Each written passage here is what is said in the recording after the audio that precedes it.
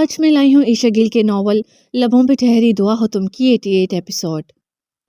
ارہم اور سوزین ناشتے کی ٹیبل پہ موجود تھے۔ ارہم پوری دل جمی سے ناشتہ کر رہا تھا جب سوزین نے اسے مخاطب کیا۔ تم اتنے آرام سے ناشتہ کیوں کر رہے ہو؟ تمہیں دیر نہیں ہو رہی کیا آفس سے؟ آج ویسے بھی تم دیر سے جاگے ہو۔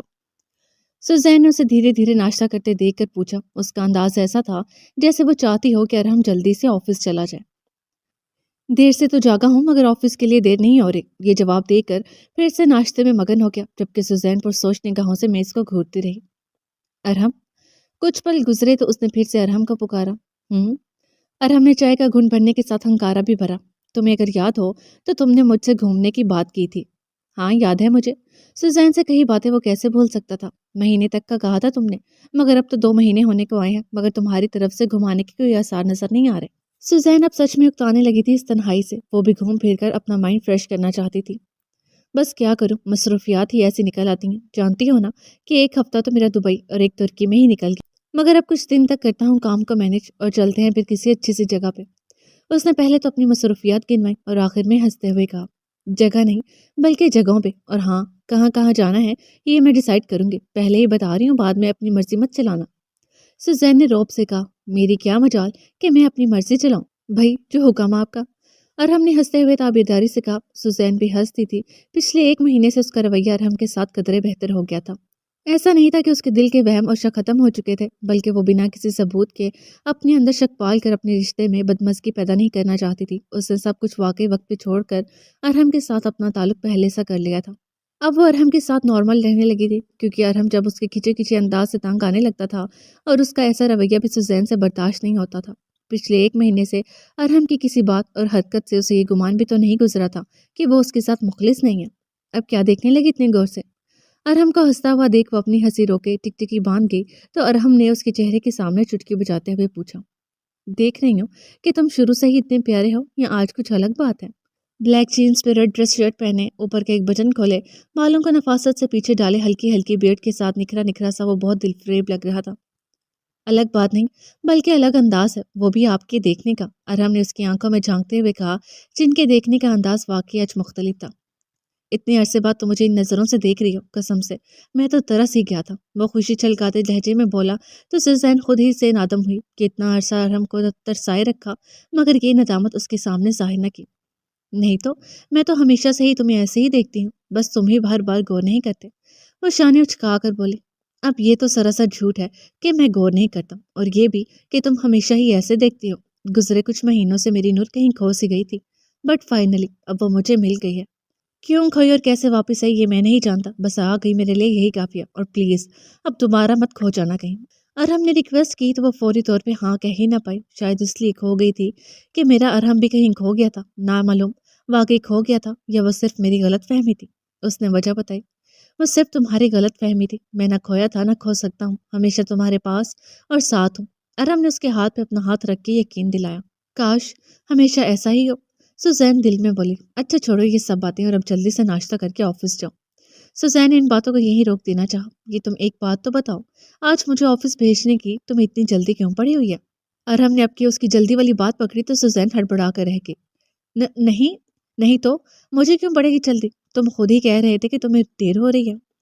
وہ سٹپٹا کر بولی، میں نے کب کہا؟ وہ اپنی طرف حیرتاً اشارہ کرتا بولا، ابھی کچھ دیر پہلے تم نے کہا نہیں تھا کیا؟ سوزین دانستہ الجھی، ارے یار میں نے کہا تھا کہ دیر نہیں ہو رہی۔ ارہم نے اس کی یادداشت تازہ کی، ہاں شاید مجھے غلطی لگ گئی سننے میں۔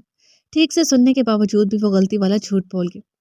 ویسے میرا ناشتہ تو ختم ہو چکا ہے، تم کہتی ہو تو چلا جاتا ہوں، بلکہ چلا ہی جاتا ہوں، اس سے پہلے کہ تم تیسری دفعہ مجھے بھیجنے کی بات کرو۔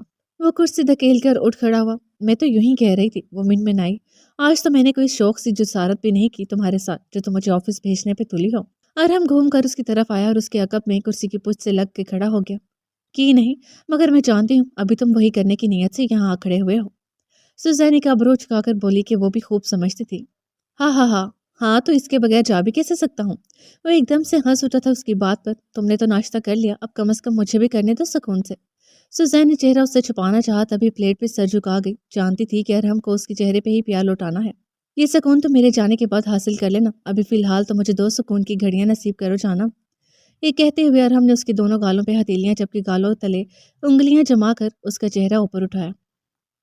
میری نور ابھی پوری طرح سے واپس نہیں لوٹی، پیار دکھانے میں ابھی بھی کنجوسی کرتی ہے، یہ فراخ دلی مجھے ہی دکھانی پڑے گی۔ یہ کہتے ہوئے ارحم اس کے ماتھے پہ جھکا اور اپنے لبوں سے اس کے ماتھے پہ پیار بھرا لمس چھوڑتا پورے وجود میں برودت بھر گیا۔ سوزین نے آنکھیں موند کر اس کے لمس کو پوری طرح خود پہ محسوس کیا، صرف ماتھے کو ہی نہیں بلکہ دونوں گالوں اور لبوں کو بھی اپنے لمس سے سرشار کرتا وہ پیچھے ہٹ گیا۔ شام میں ملاقات ہوگی، مگر یہ یاد رکھنا آج جب آؤں تو تم سج دھج کر پہلے والی نور بن کے دروازے پہ مجھے ریسیو کرو گی اور میرے اس پیار کا جواب دینا بھی مت بھولنا۔ وہ جانے سے قبل اسے ذہن نشین کروانا نہیں بھولا تھا کہ سوزین اس کا پرانے دنوں کی طرح گھر میں ویلکم کرے گی۔ سوزین نے مسکرا کر اسے دیکھا اور ہاتھ ہلا کر بائے کرنے لگی، اور پھر جیسے ہی ارحم کی گاڑی کے سٹارٹ ہونے کی آواز آئی وہ بے صبروں کی مانند ناشتہ چھوڑے ایک دم سے اٹھ کھڑی ہوئی۔ آئمہ یہ سب اٹھا لو۔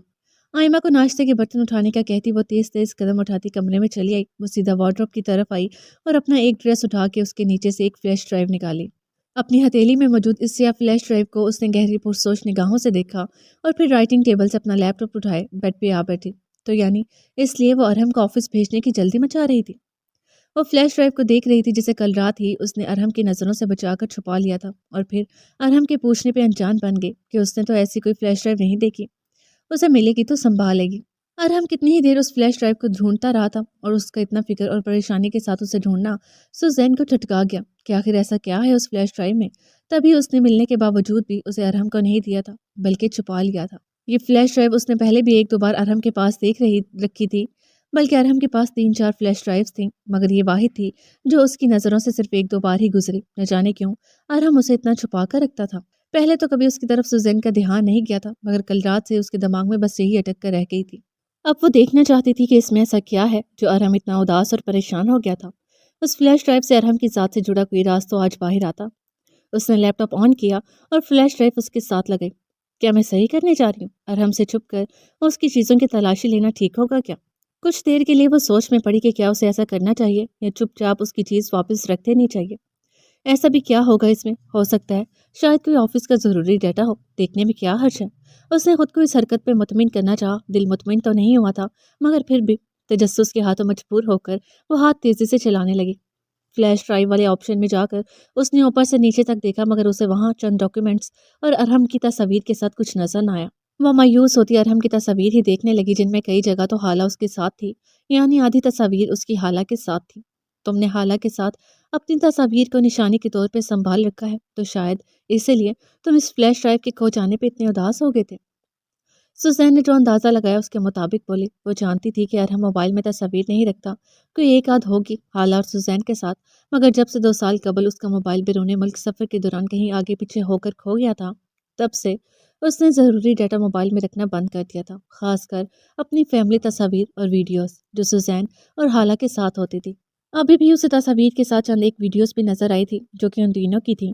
وہ ایک ایک تصویر اور ایک ایک ویڈیو دیکھتی رہی، اور کب آنکھوں میں پانی جمع ہوا اور کب بہہ نکلا اسے پتہ ہی نہ چلا۔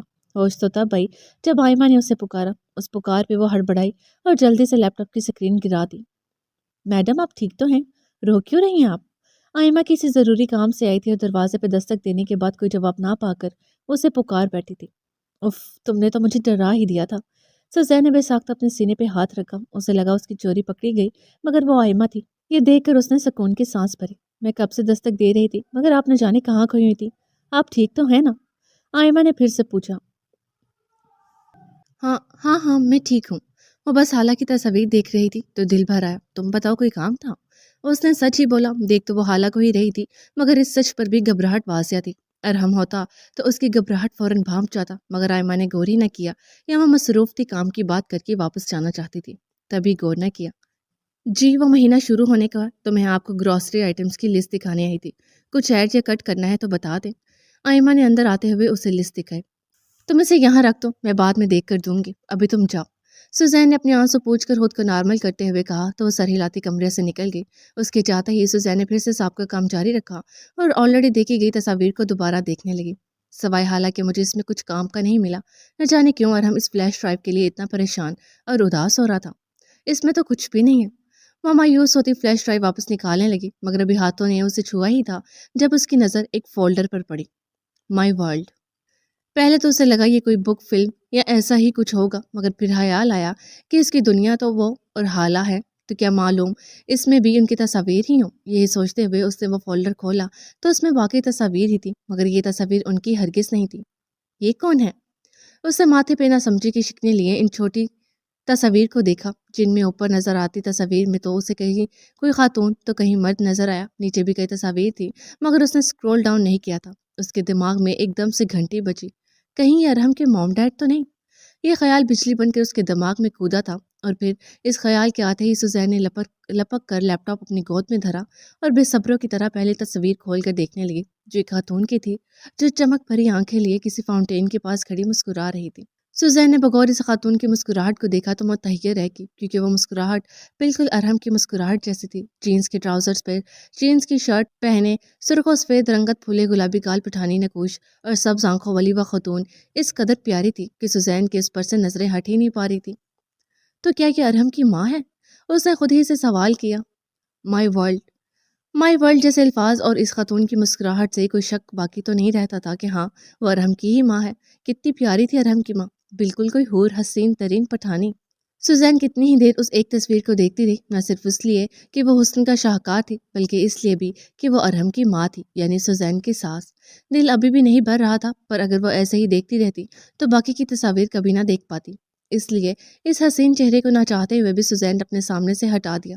اسکرول لیفٹ کیا تو اب کیا خاتون کے بجائے ایک مرد کا خوبصورت چہرہ آنکھوں کے سامنے آیا۔ جینڈر کا فرق تھا، ورنہ حسن تو ایک جیسا ہی تھا دونوں میں۔ تصویر بڑی کرنے پر اسکرین پہ جو چہرہ برا وہ دیکھ کر تو سوزین کے قدموں تلے سے گویا زمین ہی سرکی۔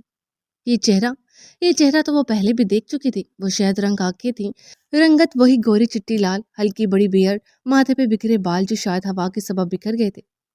سیاہ پینٹ کوٹ پہنے، شاندار پرسنالٹی لیے حسن و وجاہت کا شاہکار وہ شخص کوئی اور نہیں بلکہ ارحم کا باپ جلال خان ہے۔ اس میں کوئی شک باقی نہ تھا۔ ارحم کی آنکھیں بھی باپ کی طرح شہد رنگ تھیں۔ ماں سے اس کی صرف مسکراہٹ ملتی تھی، جبکہ باپ اور بیٹے کی تو صورت میں ہی بہت مماثلت تھی۔ وہی آنکھیں، وہی ناک، وہی چہرے کا وہی کٹاؤ، بلکہ شخصیت پہ ٹھہرا روب بھی ایک جیسا ہی تھا۔ جلال خان! وہ حیرت سے زیر لب بڑبڑائی۔ ایسا نہیں تھا کہ وہ ارحم کے باپ کا نام نہیں جانتی تھی، وہ اچھی طرح جانتی تھی، مگر یہ نہیں جانتی تھی کہ ارحم کا باپ در حقیقت وہ جلال خان ہے جس کے بارے میں اس نے برسوں قبل دل چیر دینے والے الفاظ سن رکھے تھے۔ یہ ہیں ارحم کے ببی! او مائی گاڈ! وہ بے ساختہ اپنا سر تھام گئی۔ اس کی سماعتوں میں برسوں قبل ادا ہوئے وہ تکلیف دہ الفاظ گونجے تو وہ کتنی ہی دیر بے یقینی کی حالت میں بیٹھی رہی۔ تم یہاں کیوں بیٹھی ہو؟ حارث رات سے ہاسپٹل میں ہی تھا۔ کل روڈ ایکسیڈنٹ کی 3 کیس آئے تھے جو 3 دوستوں کے تھے۔ وہ اور ڈاکٹر عباد انہیں ہی ہینڈل کرتے رہے تھے۔ اب صبح ناشتے کے ٹائم پہ وہ گھر پہنچا تو کمرے اور لاؤنج کو خالی پا کر یہاں چلا آیا، جہاں لان میں بنے زینوں پہ شہزین بیٹھی ہوئی تھی۔ ایسا نہیں تھا کہ شہزین کو دیکھے بغیر اسے چین نہیں تھا، بلکہ وہ اس سے رات بار بار کی کالز کی وجہ پوچھنا چاہتا تھا۔ کیوں؟ کیا میں اس گھر میں اپنی مرضی سے کہیں بیٹھ بھی نہیں سکتی؟ شہزین نے الٹا اس سے سوال کیا۔ اس کی آنکھوں میں شکوہ تھا۔ تو مجھے ایسے کیوں دیکھ رہی ہو جیسے میری وجہ سے تمہارا نمک کا جہاز ڈوب گیا ہو؟ اس کی آنکھوں میں امڑ کر آتی ہفکی دے کر حارث نے پوچھا۔ جہاز تو نہیں، البتہ میرا ارمان ضرور ڈوب گیا ہے۔ اتنی محنت سے تمہارے لیے تیار کیا ڈنر تمہارے نہ آنے کی وجہ سے تباہ ہو کر رہ گیا۔ جانتے بھی ہو رات کے 1 بجے تک میں تمہارا انتظار کرتی رہی، تمہیں کالز کرتی رہی، مگر تم نے نہ ہی میری کالز ریسیو کی اور نہ ہی خود آئے۔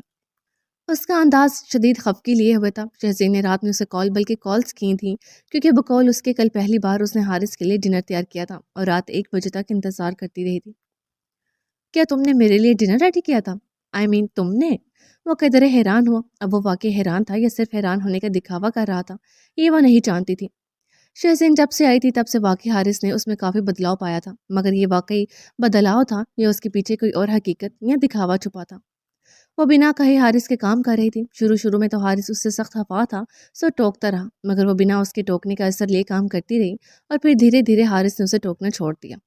زرین تو بہت زیادہ خوش تھی شہزین کے اس بدلاؤ سے اور خدا کا شکر ادا کرتے نہیں تھک رہی تھی۔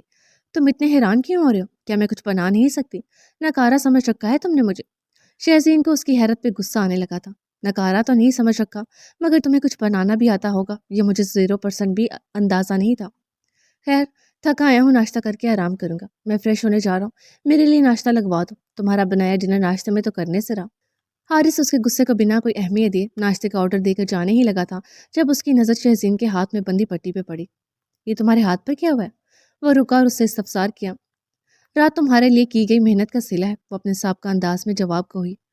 تو جب نہیں آتا کام کرنا تو مت کیا کرو، مجھ پہ کوئی احسان نہیں کرتی، یہ بیوی کا فرض ہوتا ہے، اور جو بیوی دل سے اپنے شوہر کا کام کرتی ہے وہ جتاتی نہیں ہے۔ حارث طنز کرنے سے باز نہ آیا۔ میں کب جتا رہی ہوں؟ در حقیقت بات تو یہ ہے کہ تم چاہتے ہی نہیں میں تمہارا کوئی کام کروں، تم چاہتے ہو میرا وجود تمہارے آس پاس بھی نہ بھٹکے۔ اگر یہی چاہتے ہو تو کہہ دو کہ چلی جاؤ، تو چلی جاؤں گی اس گھر سے۔ وہ ایک دم سے اٹھ کھڑی ہوئی۔ نہ تمہارے ہوتے ہوئے مجھے سکون ہے، نہ تمہارے جانے کے بعد ہوگا، کیونکہ تمہیں واپس اس گھر میں لانے پہ مجھے فورس کیا جائے گا۔ مجھے فورس نہ بھی کیا جائے تو بھی تمہارے گھر والے تمہیں پھر سے واپس بھیج دیں گے۔ جب تمہیں واپس یہیں آنا ہے تو جانے کا فائدہ؟ حارث چتونے اسے دیکھتا بولا، اور ویسے بھی میرے کہنے سے تم جانے والی تو ہو نہیں، تو میں کہہ کر اپنے الفاظ ضائع کیوں کروں؟ حارث نے شانے اچکائے، جبکہ شہزین کا جی چاہا اپنا سر کسی دیوار سے دے مرے۔ وہ جتنا بھی دکھاوا کر لیتی بیکار تھا، حارث کا دل اس کے لیے نرم پڑ ہی نہیں رہا تھا۔ میں جاؤں گی بھی نہیں، تمہاری زندگی سے کبھی نہیں جاؤں گی، چاہے تم کتنی بھی کوشش کر لو، نہیں جاؤں گی۔ وہ تڑک کر بولی، کوشش تو میں کر ہی نہیں رہا محترمہ، جب کرنے پہ آیا تو اس گھر میں نظر نہیں آؤ گی تم۔ حارث تمسخرانہ ہنسی ہنستا بولا، تم اب لڑائی کی شروعات کر رہے ہو حارث، میں تم سے آرام سے بات کر رہی ہوں اور تم۔ شہزین نے اس بحث کا ذمہ دار حارث کو ٹھہرایا۔ تم آرام سے بات نہیں کر رہی تھی، تم صرف آرام سے بات کرنے کا دکھاوا کر رہی تھی۔ حارث نے اگلے ہی لمحے اس کی مٹی پلیت کر کے رکھ دی۔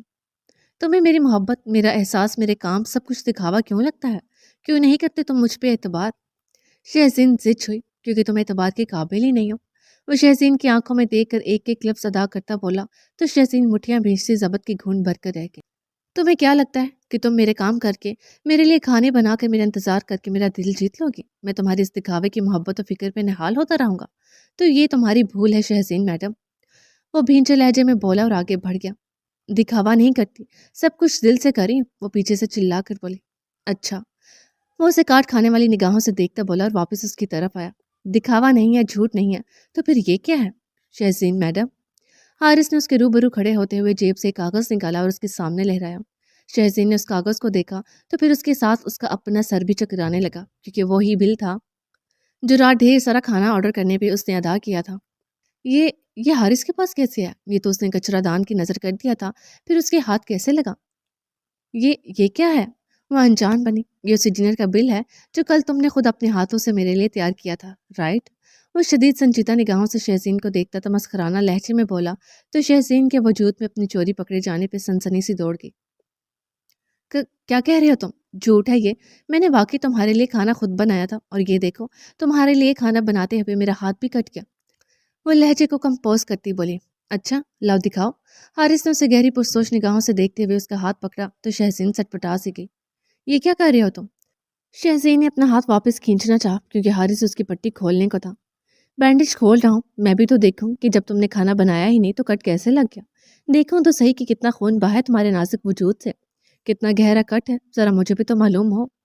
حارث اس کا ہاتھ سختی سے پکڑے ہوئے تھا۔ مجھے درد ہو رہا ہے، چھوڑو میرا ہاتھ۔ شہزین نے پورا زور لگاتے ہوئے چھڑوانا چاہا، مگر حارث نے اس کا ہاتھ پکڑے کام جاری رکھا۔ حارث میں کہہ رہی ہوں ہاتھ چھوڑو۔ اس سے قبل کہ وہ اپنا جملہ مکمل کر پاتی، اس کی مکمل پٹی کھل چکی تھی اور ہر زخم سے بے نیاز صاف سلامت اس کا ہاتھ اب حارث کے سامنے تھا۔ حارث نے اسے آگ بگولا نگاہوں سے دیکھا، یوں جیسے بھسم کر جائے گا، جبکہ شہزین کا جی چاہا وہ یہیں زمین میں غرق ہو جائے۔ اس کے ایک نہیں دو جھوٹ پکڑے گئے تھے۔ بہت خوب شہزین، بہت خوب، ارے تمہیں تو ایسی اداکاری پہ گولڈ میڈل ملنا چاہیے۔ حارث تنزیہ تالیاں پیٹتا بولا، جبکہ شہزین کچھ بولنے کے قابل نہیں رہی تھی۔ یہ سب میں تمہارے دل میں جگہ بنانے کے لیے کر رہی تھی۔ وہ اٹک اٹک کر گویا ہوئی، کسی کے دل میں جگہ دکھاوا کر کے نہیں بنائی جاتی شہزین بی بی، دلوں میں جگہ بنانے کے لیے سب دل سے کرنا پڑتا ہے، مگر تم۔ اس نے شہزین کی طرف انگشت شہادت سے اشارہ کیا، تم بنا محنت کیے، بنا احسان کیے، محض دکھاوے کا سہارا لے کر اپنی جگہ بنانا چاہتی ہو۔ کتنی بے وقوف ہو تم، یا پھر کتنی چالاک، مگر تمہاری یہ چالاکیاں میرے اوپر نہیں چلنے والی۔ اپنی ان چالاکیوں سے تم امی جان کو تو بے وقوف بنا سکتی ہو، مگر مجھے نہیں۔ وہ شہزین کے بازو پہ اپنی انگلیاں گاڑے بولا، جبکہ شہزین نے اپنے بازو میں پیوست ہوتی انگلیوں سے اٹھتے درد پر دانتوں کو آپس میں پیوست کیا۔ یہ سب دکھاوا نہیں ہے، مجھے کھانا نہیں بنانا آتا، تو بس میں نے آرڈر کر لیا، اور یہ زخمی ہاتھ کا جھوٹ تو اس لیے بولا تاکہ تم میرے ساتھ تھوڑے نرم پڑ جاؤ۔ کچھ بھی غلط نیت سے نہیں کیا۔ وہ ابھی بھی نہیں مانی تھی۔ آرڈر کیا تھا تو جھوٹ بولنے کی کیا ضرورت تھی؟ اور بات نرم پڑنے کی نہیں ہے، سچ تو یہ ہے کہ تم زخمی ہاتھ کا بہانہ کر کے میرے کاموں سے جان چھڑوانا چاہتی ہو، کیونکہ تم سے مزید یہ دکھاوا نہیں ہو پا رہا۔ اور کون سے کام کرتی ہو تم؟ میرے سامنے مجبوری میں کرتی ہو اور میرے پیچھے سب کام ملازموں سے کروا کر میرے سامنے اپنا نام بنا لیتی ہو۔ تمہیں کیا لگتا ہے میں کچھ جانتا نہیں ہوں؟ میں تمہاری رگ رگ سے واقف ہو چکا ہوں شہزین۔ آج کے بعد اگر تم نے میرے ساتھ ایسے ناٹک کرنے کی کوشش کی تو ہوش ٹھکانے لگا دوں گا تمہارے۔ یا تو دل سے احساس کرو یا پھر کرو ہی مت، مگر دکھاوا کرنے کی ضرورت نہیں میرے ساتھ۔ وہ انگلی اٹھا کر اسے وارن کرتا بازو ایک جھٹکے سے چھوڑے پلٹ گیا، جبکہ شہزین جبڑے اور مٹھیاں بھینچے سرخ پڑتے چہرے کے ساتھ وہیں کھڑی آتش بھری نگاہوں سے اسے جاتا دیکھتی رہی، اور پھر کچھ خیال آتے ہی تن فن کرتی اندر چلی۔ اندر آتے ہی سیدھا کچن میں گئی، جہاں بوا ناشتے کی تیاری کر رہی تھی۔ بہت چالاکیاں آتی ہیں تمہیں، بہت شانی بن رہی ہو تم۔ آتے ہی وہ بوا کو بازو سے پکڑ کر بدتمیزی سے گویا ہوئی۔ کون سی چالاکی بیٹا، اور یہ تم کیسے پیش آ رہی ہو میرے ساتھ؟ بوا بیچاری کے ساتھ تو پہلے ہی شہزین کا سلوک ٹھیک نہ تھا، مگر وہ اتنی بدتمیزی پہ اتر آئے گی یہ انہیں اندازہ نہیں تھا۔ خبردار جو مجھے بیٹا کہا، میڈم ہوں میں تمہاری، سنا تم نے؟ اور میری ساس اگر یہاں نہیں ہے تمہیں کوئی ضرورت نہیں میری ساس بننے کی۔ زرین 15 دنوں کے لیے عمرہ پہ گئی تھی۔ شہزین اور حارث کی طرف سے وہ مطمئن ہو کر گئی تھیں، اور وہاں جا کر بھی ڈھیروں دعائیں کرنا چاہتی تھی، جن میں سب سے پہلے یہ دعا تھی کہ اللہ ان کے بیٹے اور بیٹی کو ہر خوشی دکھائے، خاص کر بیٹے کے بگڑے معاملات سنوار دے، اس کی بہو میں احساس محبت اور احساس ذمہ داری پیدا کر دے۔ وہ بھی نہیں جانا چاہتی تھی کہ کہیں ان کے پیچھے سے وہ دونوں پھر اپنے معاملات نہ بگاڑ لیں، مگر حارث نے انہیں مطمئن کر کے بھیج دیا، کیونکہ وہ جانتا تھا اس کی ماں نے کتنے مہینوں سے جانے کا ارادہ کر رکھا تھا۔ انہیں گئے کتنے دن ہو گئے تھے اب تو، بلکہ ان کے واپس آنے کا دن قریب تھا۔ اچھی بلی جان چھوٹی ہوئی تھی تم سے، نہ جانے کیوں واپس آ گئی؟ شہزین حقارت سے گویا ہوئی۔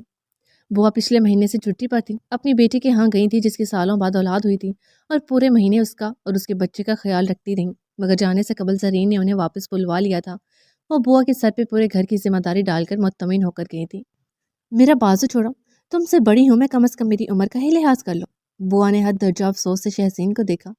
لحاظ مائی فٹ، مجھے سیدھی طرح یہ بتاؤ کہ رات کے کھانے کا بل جو میں نے کچرا دان کی نظر کر ڈالا تھا، وہ کچرے سے نکل کر حارث کی جیب میں کیسے پہنچا؟ وہ کچھ ہلکی سے بولی، مجھے نہیں پتا کون سا کھانا کون سا بل۔ وہ واقعی اکثر انجان تھی۔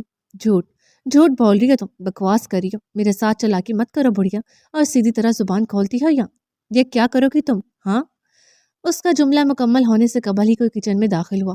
شہزین نے ایک جھٹکے سے بوا کا بازو چھوڑا اور 2 قدم دور ہو کے کھڑی ہوگی۔ آنے والا حارث تھا جس کے چہرے سے جلال ٹپک رہا تھا۔ وہ میں تو بس یہ پوچھ رہی تھی کہ ناشتے میں کیا؟ چٹاخ! اس سے قبل وہ جھوٹ مکمل کر پاتی، حارث کا فولادی ہاتھ اٹھا اور اس کی گال پہ نقش ہوتا گیا۔ شہزین خود کو سنبھال نہ پائی اور لڑکھڑا کر کاؤنٹر سے جا لگی، جبکہ بوا دونوں ہاتھ منہ پہ رکھے حیرت سے دنگ حارث کو دیکھنے لگی۔ حارث کو نہ انہوں نے کبھی اتنے غصے میں دیکھا تھا، نہ ایسا قدم اٹھاتے۔ وہ تو دنگ تھی ہی، مگر شہزین ان سے زیادہ دنگ تھی۔ حارث نے اس پہ ہاتھ اٹھایا تھا، پہلے تو اسے یقین نہ آیا، مگر جب آیا تو بپھری ہوئی شیرنی کی مانند حارث کی طرف لپکی۔ تم نے مجھ پہ ہاتھ اٹھایا؟ تمہاری ہمت بھی کیسے ہوئی مجھے اس طرح تکلیف پہنچانے کی؟ سمجھ کیا رکھا ہے تم نے مجھے؟ اس سے قبل وہ حارث پہ وار کرتی، حارث نے اس کی دونوں کلائیوں کو اپنے سخت ہاتھوں میں جکڑ کر اسے قابو میں کیا۔ تمہاری کیسے ہمت ہوئی بوا سے اس لہجے میں بات کرنے کی؟ بوا میری ماں کی جگہ ہے، اور کوئی میری ماں کے ساتھ ایسے پیش آئے یہ مجھ سے ہرگز برداشت نہیں۔ بات مجھ تک رہے تو میں صبر کر لیتا ہوں، مگر جب بات میرے اپنوں پہ جائے تو میرا صبر جواب دے جاتا ہے۔ شہزین بی بی، تم پہلے بھی اپنے کرتوتوں کے سبب مجھ سے 2 تھپڑ کھا چکی ہو، اور آج اپنی زبان کے سبب یہ تیسرا تھپڑ ہے جو تم نے کھایا ہے۔ اگر چاہتی ہو کہ چوتھے تھپڑ کی نوبت نہ آئے تو اپنی زبان اور ہاتھ کنٹرول میں رکھو، ورنہ 1 منٹ نہیں لگاؤں گا تمہیں فارغ کرنے میں، پھر چاہے کوئی میرے پیروں میں ہی کیوں نہ پڑ جائے، اور اس بار کسی کی نہیں سنوں گا۔ حارث اس کے کانوں میں سخت الفاظ انڈیلتا، آخر میں اسے اپنے جان لیوا لفظوں سے گھائل کرتا اسے کھینچتا ہوا کچن سے نکل گیا، جبکہ بوا بیچاری اپنا آپ لیے کرسی سنبھال گئی۔ وہ تو انجان تھی شہزین کے کارنامے سے جو اس نے رات میں سر انجام دیا۔ کون سا بل کون سا کھانا وہ نہیں جانتی تھی، کیونکہ شہزین نے انہیں ڈنر بنانے سے منع کر دیا تھا اور واپس کوارٹر بھیج دیا تھا۔ حارث کے ہاتھ وہ کاغذ سے لاؤنج کا دروازہ پار کرتے ہوئے زینے کے کنارے کے پاس نیچے رول ہوا پڑا ملا۔ شہزین کو جب چوکیدار نے بل سمیت کھانا لا کر تھمایا تو شہزین نے کاغذ کو وہیں رول کر کے باسکٹ کی طرف اچھال دیا تھا، مگر وہ باسکٹ کے منہ کو لگ کر وہیں نیچے گر پڑا۔ وہ بے فکر تھی کہ کچرا دان میں بھلا کون ہاتھ ڈالے گا، کون جانے گا کہ کھانا اس نے بنایا نہیں، آرڈر کیا ہے۔ ساس تو تھی نہیں جو اسے یہ سب کرتا دیکھتی، اور شوہر بھی گھر نہ تھا، مگر وہ نہیں جانتی تھی کہ لاپرواہی سے پھینکے اس بل سے وہ پکڑی جائے گی جو در حقیقت باسکٹ میں گیا ہی نہیں تھا، اور پھر حارث نے بھی تو پھینکنے کی بجائے اسے کھول کر دیکھنا ضروری سمجھا تھا۔ کھانے کا ایک لمبا چوڑا آرڈر تھا جو شہزین اکیلے تو کھانے سے رہی۔ اس نے بوا سے استفسار کیا کہ کل کوئی مہمان آیا تھا، کوئی شہزین کا دوست وغیرہ، مگر انہوں نے کہا وہ نہیں جانتی، کیونکہ شہزین بی بی نے اسے کل 8 بجے سے قبل ہی کوارٹر بھیج دیا۔ یہ کہتے ہوئے کہ ڈنر کی تیاری آج وہ خود کرے گی، وہ بھی آپ کے لیے۔ یہ سن کر حارث نے کچھ سوچتے ہوئے وہ بل جیب میں رکھا اور شہزین کے پاس چلایا، مگر شہزین کے جھوٹ نے اسے بے حد غصہ دلا دیا تھا۔ وہ جب سے آئی تھی نہ جانے کتنے ہی جھوٹ بول رہی تھی۔ زرین تو اس کے جھوٹوں کو بھی سچ سمجھ کر خوش ہوتی رہی، جبکہ حارث اس کے جھوٹوں کو جانتا اس سے مزید بدزن ہوتا جا رہا تھا۔ شہزین اس کے دل میں جگہ بنانے کی بجائے اپنے جھوٹ اور دکھاووں سے مزید اس کے نظروں سے گرتی جا رہی تھی۔ آگا میں کچھ کہہ رہی ہوں آپ سے۔ ناشتے کے بعد آگا فارس اپنا کوٹ پہنے آفس جانے کی تیاریوں میں تھے جب ایزل بولی، تم کہو تو میں سنوں نا، کب سے بس مجھے پکارے ہی جا رہی ہو۔ ایزل واقعی مدے پہ نہیں آ رہی تھی۔ میں کیا سوچ رہی تھی کہ کمبائنڈ اسٹڈیز کے لیے لاریب کی طرف چلی جاؤں۔ ایزل نے ڈرتے ڈرتے اپنی سوچ بتائی۔ زندگی میں کبھی بھی کہیں جانے کے لیے اس نے آقا فارس کی اجازت نہیں لی تھی، کیونکہ تب یہ حق اس کے ماں باپ رکھتے تھے۔ وہ ہمیشہ انہی کی اجازت سے یا انہیں اطلاع کر کے گئی جہاں بھی گئی، مگر اب کہیں بھی آنے جانے کے لیے اسے آقا فارس کی اجازت درکار تھی، کیونکہ اب یہ حق آقا فارس کو حاصل ہو چکا تھا جو کہ اس کے شوہر تھے۔ تو سوچتی رہو، سوچنے میں کیا جاتا ہے؟ آگا فارس نے کوٹ کا بٹن بند کرتے ہوئے اس کی سوچ کو بنا کوئی اہمیت دیے کہا، آگا مجھے ٹھیک سے جواب دے نا، کیا میں چلی جاؤں؟ وہ سیریس سی واقعی جانا چاہتی تھی۔ تم کہیں نہیں جا رہی، چپ کر کے بیٹھی رہو یہیں۔ وہ بھی اب کی سنجیدہ ہوئے اور اسے جانے سے سختی سے منع کیا، مگر آگا وہاں کوئی نہیں ہوگا، صرف میں اور لاریب ہوں گے۔ اس کے پیرنٹس آؤٹ آف سٹی گئے ہوئے ہیں، گاڑی میں جاؤں گی، 3-4 گھنٹے اسٹڈی کروں گی اور گاڑی میں ہی واپس آ جاؤں گی۔ ایزل نے انہیں منانے کی پرزور کوشش کرنا چاہی۔ ایک دفعہ منع کر چکا ہوں ایزل، تم کہیں نہیں جا رہی، بس بات ختم، پھر چاہے اس کی فیملی گھر ہو یا وہ اکیلی ہو، مجھے اس سے کوئی غرض نہیں۔ انہوں نے اب کی بار ایزل کو باقاعدہ ڈپٹ دیا تو وہ کرسی گھسیٹ کر پرے پٹکتی غصے اور ناراضگی میں وہاں سے چلی گئی۔ بات بات پہ منہ پھلا لیتی ہے، کچھ زیادہ ہی نخرے ہوتے جا رہے ہیں اس کے۔ وہ اسے جاتا ہوا دیکھ کر بڑبڑاتے اسے منانے کی بجائے خود بھی لاؤنج سے نکل گئی۔ یہاں نہیں جا سکتی، وہاں نہیں جا سکتی، قید کر کے رکھتی ہے مجھے تو کیا ہو گیا اگر اس پیریڈ میں ہو تو؟ اس پیریڈ میں کیا لڑکیاں گھر سے باہر نہیں نکلتی؟ اپنا خیال میں خود اکیلی بھی رکھ سکتی ہوں، مگر نہیں، جہاں بھی جانا ہے ان کے ساتھ ہی جانا ہے، ورنہ نام بھی نہیں لینا گھر سے نکلنے کا۔ وہ بیڈ پہ بیٹھے کشن غصے سے اٹھا کر فرش پہ پٹکتی بولی، اب آئیں گے منانے تو نہیں مانوں گی، بات ہی نہیں کروں گی ان سے۔ اور ناراضگی میں بھی ان کے کمرے میں آنے کا انتظار کرنے لگی، مگر جب 5 سے 10، 10 سے 15 اور 15 سے 20 منٹ گزر گئے اور تب بھی وہ نہ آئے تو وہ اٹھ کے خود ہی باہر چلی گئی۔ ارے یہ کہاں چلے گئے؟ خالی ہال نما لاؤنج دیکھ کر ایزل خود ہی خود میں بڑبڑائی، تمہارے صاحب کہاں ہیں؟ مینا کو ہال میں داخل ہوتا دیکھ ایزل نے پوچھا۔ صاحب تو آفس چلے گئے، چونکہ وہ باہر ہی تھی تبھی انہیں جاتا دیکھ چکی تھی۔ کیا؟ ایزل حیرت سے چلائی، مجھے منائے بغیر ہی چلے گئے؟ ایزل دل ہی دل میں بولی، اسے تو گویا گہرا صدمہ پہنچا تھا۔ کیا ہوا ایزل باجی، آپ صاحب کی جانے پہ اتنا حیران کیوں ہو رہی ہیں؟ اس کی حیرت مینا کی سمجھ سے باہر تھی۔ میں چاہے حیران ہوں یا خوش ہوں، تمہیں اس سے کیا؟ تم شکل گم کرو اپنی۔ ان کے جانے کا غصہ مینا پہ نکالتی وہ خود ہی وہاں سے چلی گئی۔ لو، مجھے جانے کا بول کر خود ہی چلے گئی، مینا ہونک سے بولتی پلٹ گئی۔ اٹھاؤ اپنا اور اپنے گرینڈ پا کا سارا سامان اور نکلو میرے گھر سے۔ سوزین ہچکیوں کے ساتھ روتی دروازے کے ساتھ چپک کے کھڑی تھی، جبکہ اس کی مام اس کا اور اس کے گرینڈ فادر کا سامان اٹھا کر دہلیز سے باہر پھینکتی اس پہ چلا رہی تھی۔ وہ خالی اسپینش بول رہی تھی، جس میں بھی انگریزی کے الفاظ نمایاں تھے۔ تمہارے گرینڈ پا کے مرنے کے بعد نہ اس سامان کو میں اس گھر میں برداشت کروں گی اور نہ ہی تمہیں، جسٹ گیٹ لاسٹ۔ میں انگلی اٹھا کر اسے دفع ہو جانے کا بولی، جبکہ وہ کھڑی بھیگی آنکھوں سے باہر بارش میں بھیگتے سامان کو دیکھ رہی تھی۔ پلیز مام، ایسا مت کریں، میں کہاں جاؤں گی؟ سوزین نے روتے ہوئے گزارش کی۔ بھاڑ میں جاؤ، مگر میں تمہیں اب یہاں مزید رہنے کی اجازت نہیں دوں گی۔ صرف 10 منٹ ہے تمہارے پاس، جو لینا ہے لو اور نکلو یہاں سے۔ وہ درستی سے اس پہ چلاتی پلٹ گئی، جبکہ سوزین وہیں دروازے کے بیچوں بیچ بیٹھی رونے لگی۔ روتے روتے اس کی نظر گرنے کی وجہ سے اوندھے منہ کھلے پڑے ایک چھوٹے صندوق سے جھانکتی تصویروں پر پڑی تو ان میں سے ایک تصویر کو اٹھا کر دیکھنے لگی جو اس کے نزدیک تھی۔ شاید اسے لگا تھا کہ یہ اس کے گرینڈ پا کی تصویر ہے، مگر جو ہاتھ میں موجود تھی وہ تو کسی خوبرو نوجوان کی تصویر تھی۔ سوزین ٹپٹپاتی آنکھوں سے اسے دیکھتی رہی، مگر پہچان نہ پائی کہ وہ کون ہے جس کی تصویر اس کے گرینڈ پا کے سامان میں موجود ہے۔ تصویر کچھ کچھ بھیگ چکی تھی، مگر پھر بھی واضح تھی۔ اس نے باقی کی تصاویر بھی اٹھانا چاہی، مگر اتنی دیر میں وہ مکمل بھیگ چکی تھی۔ جب تک وہ اس شخص کو دیکھتی رہی۔ تم یہاں کیوں بیٹھی ہو اور یہ سامان یہاں کیوں بکھرا پڑا ہے؟ وہ بے گھر ہونے کا غم منا رہی تھی جب اس کے ڈیڈ چلے۔ وہ بھی اپنی خالص اسپینش زبان میں اس سے سوال کا ہوئے۔ موم نے مجھے گھر سے نکال دیا اور میرا اور گرینڈ پا کا سامان بھی باہر پھینک دیا، سوزین نے روتے ہوئے بتایا۔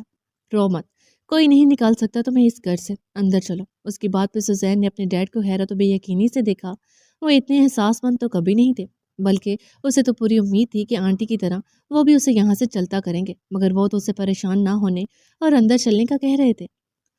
مگر میرا سامان، اس نے اپنے بھیگے سامان کی طرف افسوس بھری نظروں سے دیکھا۔ سامان نیا آ جائے گا، یہ تو اب بھیگ کر بیکار ہو گیا۔ ایک اور حیرت کا جھٹکا، وہ آخر کیوں اس پہ اتنی عنایت کر رہے تھے؟ سوزین نے ان کے منع کرنے کے باوجود بھی جو سامان بارش سے محفوظ صندوق میں بند تھا وہ اندر گھسیٹ لیا، اور جو کپڑے جوتے ایسے ہی بھیگ رہے تھے انہیں رہنے دیا۔ وہ تو یہ بھی اٹھانا چاہتی تھی کہ سوکھ کر پہلے سے ہو جاتے، مگر ڈیڈ نے روک دیا کہ نیا آ جائے گا سب کچھ۔ موم غصہ کریں گی، اس نے ڈرتے ہوئے کہا، اسے میں سمجھا لوں گا۔ انہوں نے اسے مطمئن کرنا چاہا۔ سوزین نے خاموشی سے سر ہلا دیا، اور تبھی اس کا دھیان اس تصویر پہ گیا جو بے دہانی میں اس نے ابھی تک پکڑ رکھی تھی۔ ڈیڈ، یہ کون ہے؟ کیا آپ جانتے ہیں انہیں؟ کسی خیال کے تحت اس نے پوچھا۔ نہ اس کے گرینڈ پا کے پاس کبھی اس شخص کی تصویر دیکھی، نہ انہوں نے کبھی اس کا ذکر کیا۔ کون تھا یہ جس کی تصویر انہوں نے سنبھال رکھی تھی؟ یہ، انہوں نے تصویر کو پکڑتے ہوئے بغور دیکھا، یہ تو جلال خان ہے۔ وہ جلد ہی پہچان گئے۔ کون جلال خان؟ اس نے تو یہ نام بھی پہلی بار سنا تھا۔ یہ اسپین کا جانا مانا بزنس مین ہے، بلکہ تھا۔ لفظ تھا پہ انہوں نے زور دیا تو سوزین الجھی۔ تھا مطلب؟ اس نے نہ سمجھی سے استفسار کیا۔ مطلب یہ کہ کچھ عرصہ پہلے ہی اس کا مرڈر ہو گیا۔ ان کے مطلب کھولنے پہ سوزین نے بے ساختہ تصویر میں موجود قاتلانہ وجاہت بھرے وجود کو دیکھا۔ سوزین کی آنکھوں سے افسوس ابھرا۔ کس نے مارا ان کو اور کیوں مارا؟ نہ جانے کیوں سوزین کو اس کے مرنے کا افسوس ہوا اور وجہ جاننے کا تجسس تھا۔ کوئی خبیث اور وجہ معلوم نہیں، تم چھوڑو اسے اور اندر چلو۔ اس کے ڈیڈ نے جیسے بات کو گول کرنا چاہا، یعنی وہ وجہ جانتے تھے، بلکہ شاید آدھا اسپین بھی جانتا تھا۔ انہوں نے تصویر اسے تھماتے ہوئے کہا، لیکن ان کی تصویر گرینڈ پا کے پاس کیوں ہے؟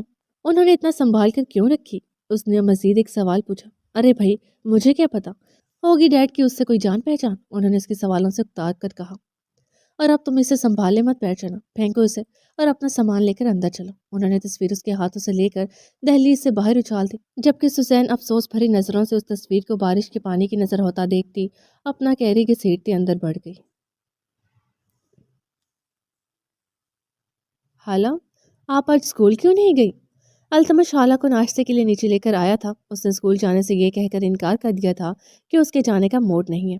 التمش نے بھی زیادہ اصرار نہ کیا اور اس کا آف کروا لیا۔ 9:30 کا وقت تھا اور وہ لوگ ناشتہ کر رہے تھے جب مکرم نے خالہ سے پوچھا۔ مجھے کل بھی نہیں جانا دادا جان۔ خالہ ناشتے سے ہاتھ روکے ہوئے تھی۔ وہ کافی گمسم ہے، یہ سب نے محسوس کیا تھا۔ التمش نے ابھی اس سے کوئی سوال نہیں کیا تھا۔ وہ چاہتا تھا پہلے خالہ ناشتہ کر لے، پھر وہ اس سے اس کی اداسی اور اسکول نہ جانے کی وجہ آرام اور تفصیل سے پوچھے گا۔ کیوں، آپ کی طبیعت تو ٹھیک ہے نا؟ انہوں نے تفکر سے پوچھا۔ میں بالکل ٹھیک ہوں دادا جان، اس نے اداسی سے جواب دیا۔ تو پھر آپ اتنی چپ چپ کیوں ہیں؟ آپ کے عامش بابا نے آپ سے کچھ کہا ہے کیا؟ ڈانٹا تو نہیں اس نے؟ اگر ڈانٹا ہے تو بتاؤ، میں اس کے کان کھینچوں۔ مکرم نے خالہ کو دھیمی پن سے مسکرا کر دیکھتے ہوئے پوچھا، جبکہ التمش بھی خالہ کے جواب کا منتظر اس کی طرف ہی دیکھ رہا تھا۔ نہیں، مجھے کسی نے کچھ نہیں کہا، اس سے نفی میں سر ہلایا، جبکہ نرمین خاموشی سے یوں ناشتہ کر رہی تھی جیسے خالہ کی اداسی اور مکرم کے سوالوں سے کوئی غرض ہی نہ ہو۔ تو پھر آپ اداس کیوں ہیں اور کیوں نہیں جانا چاہتی اسکول، جبکہ آپ تو روز اچھے بچوں کی طرح خوشی خوشی اسکول جاتی ہو؟ مکرم بھی ناشتے سے ہاتھ روکے اس کی چپی کی وجہ جاننے میں لگے ہوئے تھے۔ ناشتہ ٹھنڈا ہو رہا تھا مگر پرواہ نہیں تھی۔ بتاؤ خالہ، کیوں نہیں جانا چاہتی ہیں آپ کی؟ التمش نے پوچھا۔ کیونکہ کل اسکول میں ایکٹیویٹی ڈے ہے عامش بابا، کل بہت سی ایکٹیویٹیز ہوں گی جس میں بچوں کے ساتھ ان کے پیرنٹس بھی پارٹیسپیٹ کریں گے، انہیں ون کروانے کے لیے، جبکہ میرے ڈیڈ اور ماما تو یہاں ہیں ہی نہیں۔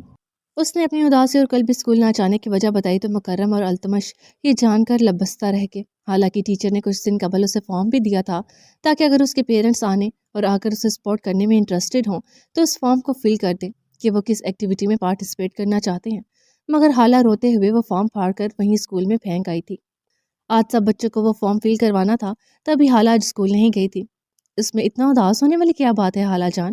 میں ہوں نا، آپ کا عامش بابا اور آپ کا ڈیڈ بھی، میں چلوں گا کل آپ کو سپورٹ کرنے۔ انفیکٹ میں اور آپ کی ماہی آنٹی دونوں چلیں گے۔ التمش نے اس کے شانے پہ ہاتھ رکھتے ہوئے اسے اپنے ہونے کا احساس دلانا چاہا تاکہ وہ خود کو تنہا محسوس نہ کرے۔ نہیں ہیں آپ میرے ڈیڈ اور نہ کبھی ہو سکتے ہیں میرے ڈیڈ، صرف ارحم ڈیڈ ہیں اور کوئی نہیں، اور نہ ہی ماہی آنٹی کبھی میری ماما بن سکتی ہیں۔ وہ ایک دم سے چلاتی اٹھ کھڑی ہوئی تو اس کے لفظوں پہ تو بعد میں پہلے یوں چلانے پہ تینوں نفوذ دنگ رہ گئے۔ میرے ڈیڈ اور ماما کی جگہ کبھی کوئی نہیں لے سکتا، کیوں آپ بار بار ایسا کہتے ہیں؟ اس کی آنکھوں میں التجا تھی جو آنکھوں میں ٹھہرے پانی کے پیچھے چھپ گئی تھی۔ گھر جانا چاہتی ہوں میں، اپنے ڈیڈ اور ماما کے ساتھ رہنا ہے بس مجھے۔ اور کب تک رہوں گی میں یہاں، کب تک عامش بابا؟ اس سوال کے ساتھ یہاں سے ٹوٹ کر بھی مول ہوئے، جبکہ التمش کی زبان تو جیسے تالو سے چپک چکی تھی، حالانکہ باتوں کے جواب میں اس کے لب بری طرح سل چکے تھے۔ آپ اپنے کمرے میں جاؤ خالہ۔ وہ تو کچھ بول نہ سکا، مگر مکرم نے بول کر اسے یہاں سے بھیجنا چاہا۔ مجھے میرا کمرہ چاہیے دادا جان، وہ میرا کمرہ نہیں ہے۔ I am badly missing my room, my home and my dad and mama.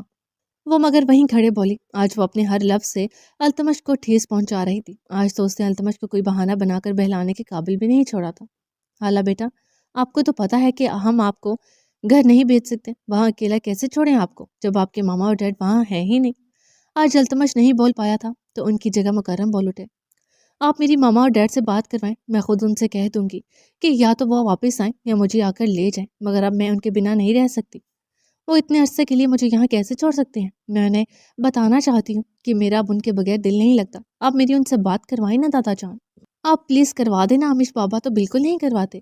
وہ روتی ہوئی مکرم کے پاس آئی اور ان سے ریکویسٹ کی، جس پہ انہوں نے سوالیہ نگاہوں سے التمش کی طرف دیکھا، جو ان کی طرف دیکھ ہی نہیں رہا تھا، بس بت بنا فرش پہ نظریں گاڑے ہوئے تھا۔ کروا دوں گا، ابھی آپ روم میں جاؤ۔ شاباش، مکرم نے اسے بہلانا چاہا۔ پکا کروا دیں گے نا، مجھ سے وعدہ کریں۔ اس نے بنا مطمئن ہوئے یہاں سے ہلنا بھی نہ چاہا۔ دادا کی جان یوں ہر چھوٹی چھوٹی بات پہ وعدہ نہیں لیا کرتے۔ انہوں نے اسے ٹوکا تو وہ بنا کچھ کہے وہاں سے چلی گئی۔ وہ گئی تو کتنی ہی دیر ان تینوں کے بیچ خاموشی چھائی رہی۔ التمش سب سے نظریں چرا رہا تھا، مکرم بھی سر دھرے بیٹھے تھے، جبکہ نرمین افسوس بھری نگاہوں سے دونوں کو دیکھ رہی تھی۔ میں پہلے ہی جانتی تھی کہ وہ بچی ہے، وقتی طور پہ تو بہل سکتی ہے، مگر ہمیشہ کے لیے یہاں رہنا اس کے لیے آسان نہیں۔ تم نے اس معاملے کو بہت آسان سمجھ رکھا تھا، مگر میں جانتی تھی کہ بظاہر صابر نظر آنے والی تمہاری یہ بیٹی ایک دن ضرور پھٹ پڑے گی۔ میں اسے غلط نہیں کہوں گی، اور میں تمہاری بھی مجبوری سمجھتی ہوں، کیونکہ جس طرح ہمیں ہماری اولاد عزیز ہے، اس طرح تمہیں بھی تمہاری اولاد عزیز ہے۔ لیکن تمہیں مشورہ دوں گی التمش کہ اگر واقعی تمہیں اپنی بیٹی عزیز ہے تو اسے ان لوگوں کے حوالے کراؤ جن کی وہ خود کو بیٹی سمجھتی ہے، اور اگر یہ نہیں کر سکتے تو یہ کرو کہ آج ہی جا کر اسے سارا سچ بتا دو، مگر یہ روز روز کے جھوٹ اور بہانے بنا کر اسے بہلانا بند کرو تم باپ بیٹا۔ نرمین اپنی بات کہہ کر اٹھ گئی، جبکہ ان کے آخری الفاظ کہ اسے سارا سچ بتا دو التمش کو جھنجھوڑ کر رکھے۔ التمش پلیز پاپا، جو سننا تھا سن لیا، اس وقت مزید کچھ سننے کی سکت نہیں ہے مجھ میں۔ نہ جانے مکرم کیا کہنے والے تھے، مگر التمش انہیں ٹوک کر اٹھ کھڑا ہوا اور گھر سے نکل گیا، جبکہ مکرم کچھ دیر تنہا بیٹھے سوچتے رہے اور پھر خالہ کے پاس جانے کی نیت سے اٹھ کھڑے ہوئے۔ وہ بچی تنہا بیٹھی رو رہی ہوگی، اس کو کیسے بھی سمجھا کر چپ کروانا تھا، اس کا دل لگانا تھا، اب اسے روتا تو نہیں چھوڑ سکتے تھے۔ تو اس کا مطلب ارحم کے ببی کا مرڈر ہوا تھا؟ وہ تو حال کی دنیا میں واپس لوٹ آئی تھی، مگر اس کی حیرت میں لپٹی آواز ماضی کے کسی گہرے کنویں سے نکلی محسوس ہو رہی تھی۔ او مائی گاڈ، وہ اس دنیا میں نہیں ہے، یہ اندازہ تو تھا مجھے، مگر ان کا مرڈر ہوا ہے، یہ تو میرے گمان میں بھی نہیں تھا۔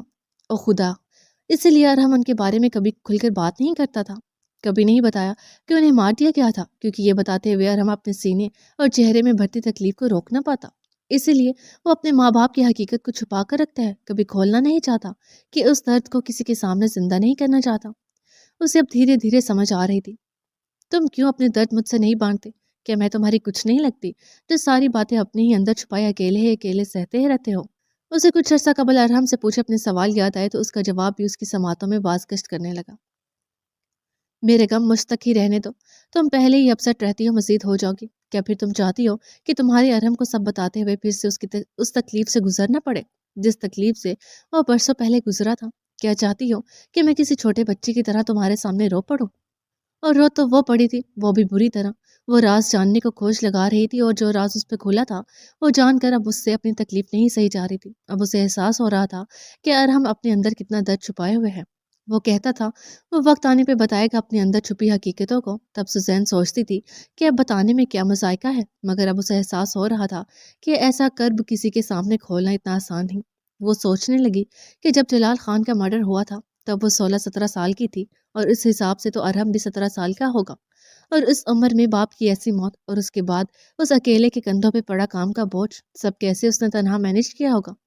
کتنی محنت کی ہوگی بنا کسی سپورٹ کے، بنا اپنوں کی شفقت بھرے ہاتھ کے، اور ڈھیروں درد و کرب اپنے سینے میں لیے۔ بہت کٹھن رہا ہوگا، مگر اس نے پھر بھی ہمت نہ ہاری، اور اس ہمت کے نتیجہ تھا جو آج وہ ملک کے نامی گرامی بزنس مین میں شمار ہوتا تھا۔ بہت سی سوچیں تھیں جو سوزین کے دماغ میں بیک وقت چل رہی تھی۔ کتنا تنہا محسوس کر رہا ہوگا ارحم خود کو۔ تبھی میرے اور حالہ کے ہونے سے خود کو مکمل تصور کرتا تھا۔ مجھے اپنی زندگی اور حالہ کو اپنی جان کہتا تھا، کیونکہ اس کے پاس ہمارے سوا کوئی اپنا ہے ہی نہیں۔ مگر وہ حالہ کو ارحم سے ہمیشہ کے لیے چھین کر لے گیا۔ مجھے لگتا تھا ارحم سے زیادہ میں اس کے دور جانے کی تکلیف سہ رہی ہوں، مگر سچ تو یہ ہے جو محرومی کی تکلیف ارحم سہ رہا ہے وہ میری تکلیف سے 10 گنا زیادہ ہے۔ ارحم کی تکلیف کا آج اسے شدت سے احساس ہو رہا تھا، اور اس احساس کا وہ اعتراف بھی کر رہی تھی۔ ایک بوجھ سا تھا جو سوزین کے سینے پہ آ پڑا تھا۔ کاش اس نے یہ ڈرائیو نہ کھولی ہوتی، کاش اسے اس حقیقت کا پتہ نہ چلا ہوتا، کم از کم وہ اس تکلیف سے تو نہ گزرتی جس سے اب گزر رہی تھی۔ میں کہتی رہی کہ تم میری ذات سے جڑے سبھی رشتوں کے حقیقت سے واقف ہو، مگر اپنے اور اپنوں کے بارے میں کچھ نہیں بتاتے۔ آج معلوم ہوا کہ کیوں نہیں بتاتے تھے، کیونکہ کچھ حقیقتیں اتنی تکلیف دہ ہوتی ہیں کہ برداشت کرنا مشکل ہو جاتا ہے، اور اس سے بھی زیادہ تکلیف دہ انہیں بیان کرنا۔ آج سوزین کو ارحم کے لیے بہت دکھ، بہت افسوس اور بہت ہمدردی ہو رہی تھی۔ اس کا درد اپنا درد لگ رہا تھا۔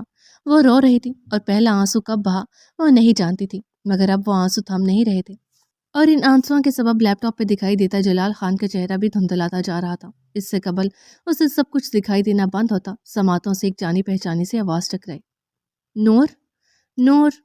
اس نے غور کیا تو اسے پکارا جا رہا تھا۔ وہ اس پکار پر ہڑبڑا اٹھی، کیونکہ اسے نور کہنے والا سوائے ارحم کے کوئی اور نہیں تھا۔ وہی تھا جو اسے نور کہتا تھا۔ پہلے تو اسے لگا کہ شاید یہ اس کا وہم ہے، کیونکہ ارحم تو آفس میں ہے، مگر جب دوبارہ پکار اٹھی تو کوئی شک باقی نہ رہا۔ آواز قریب آتی جا رہی تھی، یقیناً اس کے جواب نہ دینے پر وہ اسے پکارتا کمرے کی طرف ہی آ رہا تھا۔ وہ آ رہا ہے یہ بھانتے ہی سوزین کے ہاتھ پیر پھول گئے، یوں جیسے اس کی کوئی چوری پکڑی جانے والی ہو۔ اس نے دھڑکتے دل کے ساتھ ہاتھ مار کر لیپ ٹاپ کی اسکرین فولڈ کی اور نوچنے کے سے انداز میں فلیش ڈرائیو اتاری۔ نور کہاں گم ہو؟ آواز بالکل قریب سے اٹھتی محسوس ہوئی، جبکہ سوزین نے اپنے ہاتھ میں پکڑی ڈرائیو کو دیکھا کہ کہاں چھپائے۔ اس سے قبل کہ وہ اسے چھپاتی ارحم کے قدم کمرے میں پڑ چکے تھے۔ کب سے آوازیں دے رہا ہوں، جواب کیوں نہیں دے رہی تھی؟ وہ اندر آتا ہوا پوچھنے لگا۔ تو تم واپس آ گئے اتنی جلدی؟ اس کے ماتھے پہ پسینے کے قطرے پھوٹ پڑے۔ ارحم کی پرسنل چیز کی تلاشی اس سے چھپ کر جو لی تھی، اور اس کے باپ کا قتل بھی خود پہ عیاں کر بیٹھی تھی جو وہ چھپاتا آ رہا تھا۔ اس کے بعد اس کا گھبرانا ایک فطرتی عمل تھا۔ ہاں، وہ ایک جاننے والے کی کال آ گئی کہ مجھ سے ملنے میرے گھر آ رہا ہے۔ پہلے تو سوچا آفس آنے کا بول دوں، مگر پھر رک گیا۔ اسے ڈرائنگ روم میں بٹھایا۔ تم ذرا ایما سے بول کر چائے پانی کا انتظام کروا دو، مجھے تو وہ کچن میں دکھائی نہیں دی۔ ارحم اپنے ہی جون میں بولتا اپنے واپس آنے کا سبب بیان کرتا ہاتھ میں پکڑا بیگ صوفے پہ رکھنے لگا، جس میں شاید کوئی گفٹ تھا جو اس کا جاننے والا لایا تھا۔ ارے کھڑی کیوں ہو؟ جاؤ نا، جلدی سے انتظام کرواؤ، وہ زیادہ دیر نہیں رکے گا۔ ارحم نے اسے وہیں کھڑا دیکھ کہا تو سوزین جلدی سے فرار ہونے لگی، مگر اس جلدی کے چکر میں بیڈ کے کونے سے پیر ٹکرایا اور وہ دھڑم سے نیچے گری۔ نور! ارحم جلدی سے اس کی طرف بڑھا اور اسے تھاما، جبکہ وہ ارحم کے پیروں کے پاس پڑی فلیش ڈرائیو کو دیکھنے لگی جو اس کے ہاتھ سے چھوٹ کر گری تھی۔ نور، تم ٹھیک تو ہو؟ اور تم میرے آنے سے پہلے روتی رہی ہو کیا؟ ارحم نے اب قریب سے اسے دیکھا تو غور کیا کہ اس کی آنکھیں نم تھیں اور ان میں سرخی بھری ہوئی تھی۔ نہیں تو میں بھلا کیوں رونے لگی؟ وہ تو ابھی درد ہو رہا ہے نا، تو اسی لیے رونا آ رہا ہے۔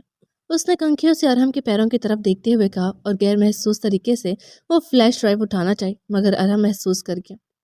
اتنا ویئرڈ، عجیب بیہیو کیوں کر رہی ہو نور تم؟ یوں جیسے میرے آنے سے قبل کچھ کر رہی ہو، مگر میں نے اس کام میں خلل ڈال دیا ہو، اور یہ تم ہاتھ میں کیا چھپا رہی ہو؟ وہ اس کی بندھی مٹھی کی طرف دیکھتے استفسار کرنے لگا۔ کچھ بھی تو نہیں، وہ خود کو کمپوز کرتی شانیاں چکا کر بولی۔ کچھ تو چھپا رہی ہو، دکھاؤ مجھے۔ ارحم نے خود ہی دیکھنا چاہا۔ سوزین نے سختی سے مٹھی بھینچ لی، مگر ارحم کے آگے اس کی سختی کچھ بھی نہ تھی۔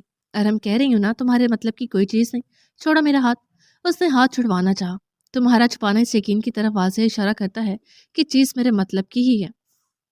وہ بھی اس کا واضح گریز سمجھتا تھا۔ ارحم کیا کر رہی ہو؟ میں نے کہا اب کوئی فائدہ نہ تھا، کیونکہ اس کی بات پوری ہونے سے قبل ہی ارحم اس کی مٹھی کھولنے میں کامیاب ہو چکا تھا، اور اب وہ فلیش بیک اس کے سامنے تھی، جسے دیکھ کر وہ چند لمحے لبستا ہی رہ گیا۔ تم اسے چھپا رہی تھی مجھ سے؟ وہ حیرت سے لبریز لہجے میں گویا ہوا۔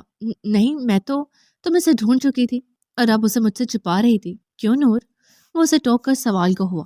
یا پھر یہ تم نے ہی چھپائی تھی جو مجھے پورا کمرہ چھاننے کے بعد بھی نہ ملی؟ آئی گیس ایسا ہی ہے، تم دیکھنا چاہتی تھی کہ اس میں کیا ہے، ایسا ہی ہے نا؟ بولو ایسا ہی ہے نا؟ اس نے آخر میں برفیلے لہجے میں پوچھا تو سوزین کا دل خشک پڑا۔ وہ فلیش ڈرائیو لیے اٹھ کھڑا ہوا، جبکہ سوزین بھی ساتھ ہی اٹھ کھڑی ہوئی تھی۔ نہیں، یہ تو مجھے یہاں نیچے سے سوزین بول ہی رہی تھی جب ارحم کی نظر بیڈ پہ پڑے لیپ ٹاپ پر پڑی تو اس کے گویا 14 طبق روشن ہو گئے۔ تم نے اس کی تلاشی لی؟ تم نے اسے کھول کر دیکھا؟ وہ استجاب میں ڈوبے لہجے میں بولا تو سوزین کوئی جواب ہی نہ دے پائی۔ میں تم سے کچھ پوچھ رہا ہوں نور، تم نے اسے کھولا یا نہیں؟ اس کی آواز اونچی اور لہجہ مزید سخت ہوا تو وہ نہ چاہتے ہوئے بھی اس بات میں سرے لاگی۔ کیا دیکھا تم نے؟ ارحم نے اپنا سر تھاما، ایک لمبی سانس بھری اور پوچھا۔ تمہاری ماما اور تمہارے ببی کو۔ اس نے جو سچ تھا وہی بتایا۔ دیکھ لیا، مل گیا سکوں، ہوگی تشویق، کر لی حسرت پوری ان کا چہرہ دیکھ کر۔ اب دوبارہ کبھی اس ڈرائیو کو ہاتھ مت لگانا نور۔ وہ اسے وارن کرتا، غصے سے بولتا، کہیں سے بھی اس کا ارحم نہیں لگ رہا تھا۔ تم نے مجھ سے میرے پیرنٹس کو دیکھنے کا تجسس ظاہر کیا تھا تو صبر کر لیتی، جلد یا بدیر میں تمہیں خود بٹھا کر ان کی ایک ایک تصویر دکھاتا، مگر تم نے مجھ سے چھپ کر بلکہ اسے چھپا کر دیکھنے والی حرکت کی۔ اس پہ میں تم سے سخت خفا ہوں نور، مجھے تم سے یہ امید نہیں تھی۔ وہ تعصب سے گویا ہوا سوزین شرمندہ تھی، مگر اب جب کہ وہ پکڑی گئی تھی تو وہ پورے معاملے کو سامنے لانا چاہتی تھی، بات کو یہیں ختم نہیں کرنا چاہتی تھی۔ مجھے بھی تم سے یہ امید نہیں تھی ارحم، کتنا بڑا درد کا بوجھ تم اپنے سینے پہ لیے پھر رہے تھے، اور وہ بھی تنہا۔ مجھ سے ایک بار تو یہ درد بانٹا ہوتا، ایک بار تو اپنا غم ہلکا کیا ہوتا۔ ارحم دروازے کی طرف بڑھا ہی تھا جب اس کے ان لفظوں پہ ٹھٹک کر رکا اور الجھی ہوئی نگاہوں سے اس کی طرف دیکھا۔ کیا مطلب ہے تمہارا؟ کون سا درد؟ کون سا بوجھ؟ کیا کہنا چاہتی ہو؟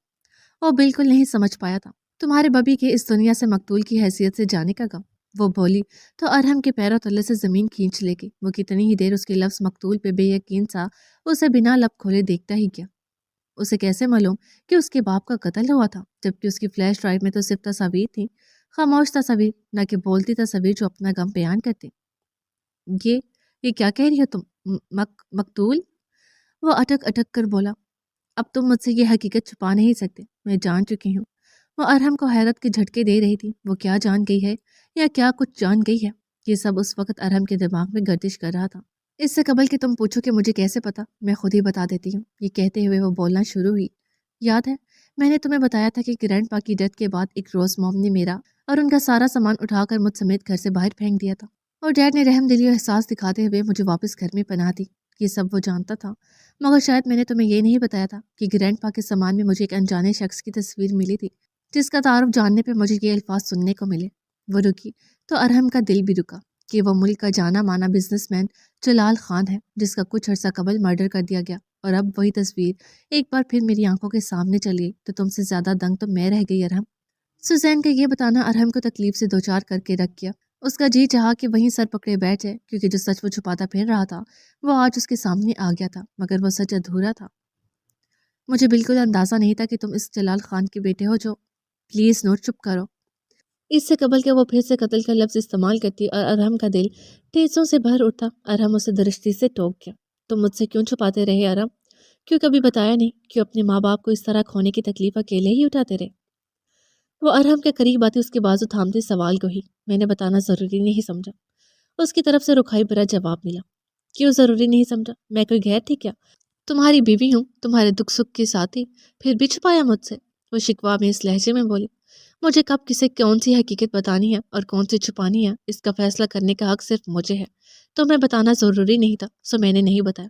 سو اب مجھ سے مزید کوئی سوال جواب مت کرنا، اور ہاں مت جتاؤ مجھ سے ہمدردی، مجھے اس کی عادت نہیں ہے۔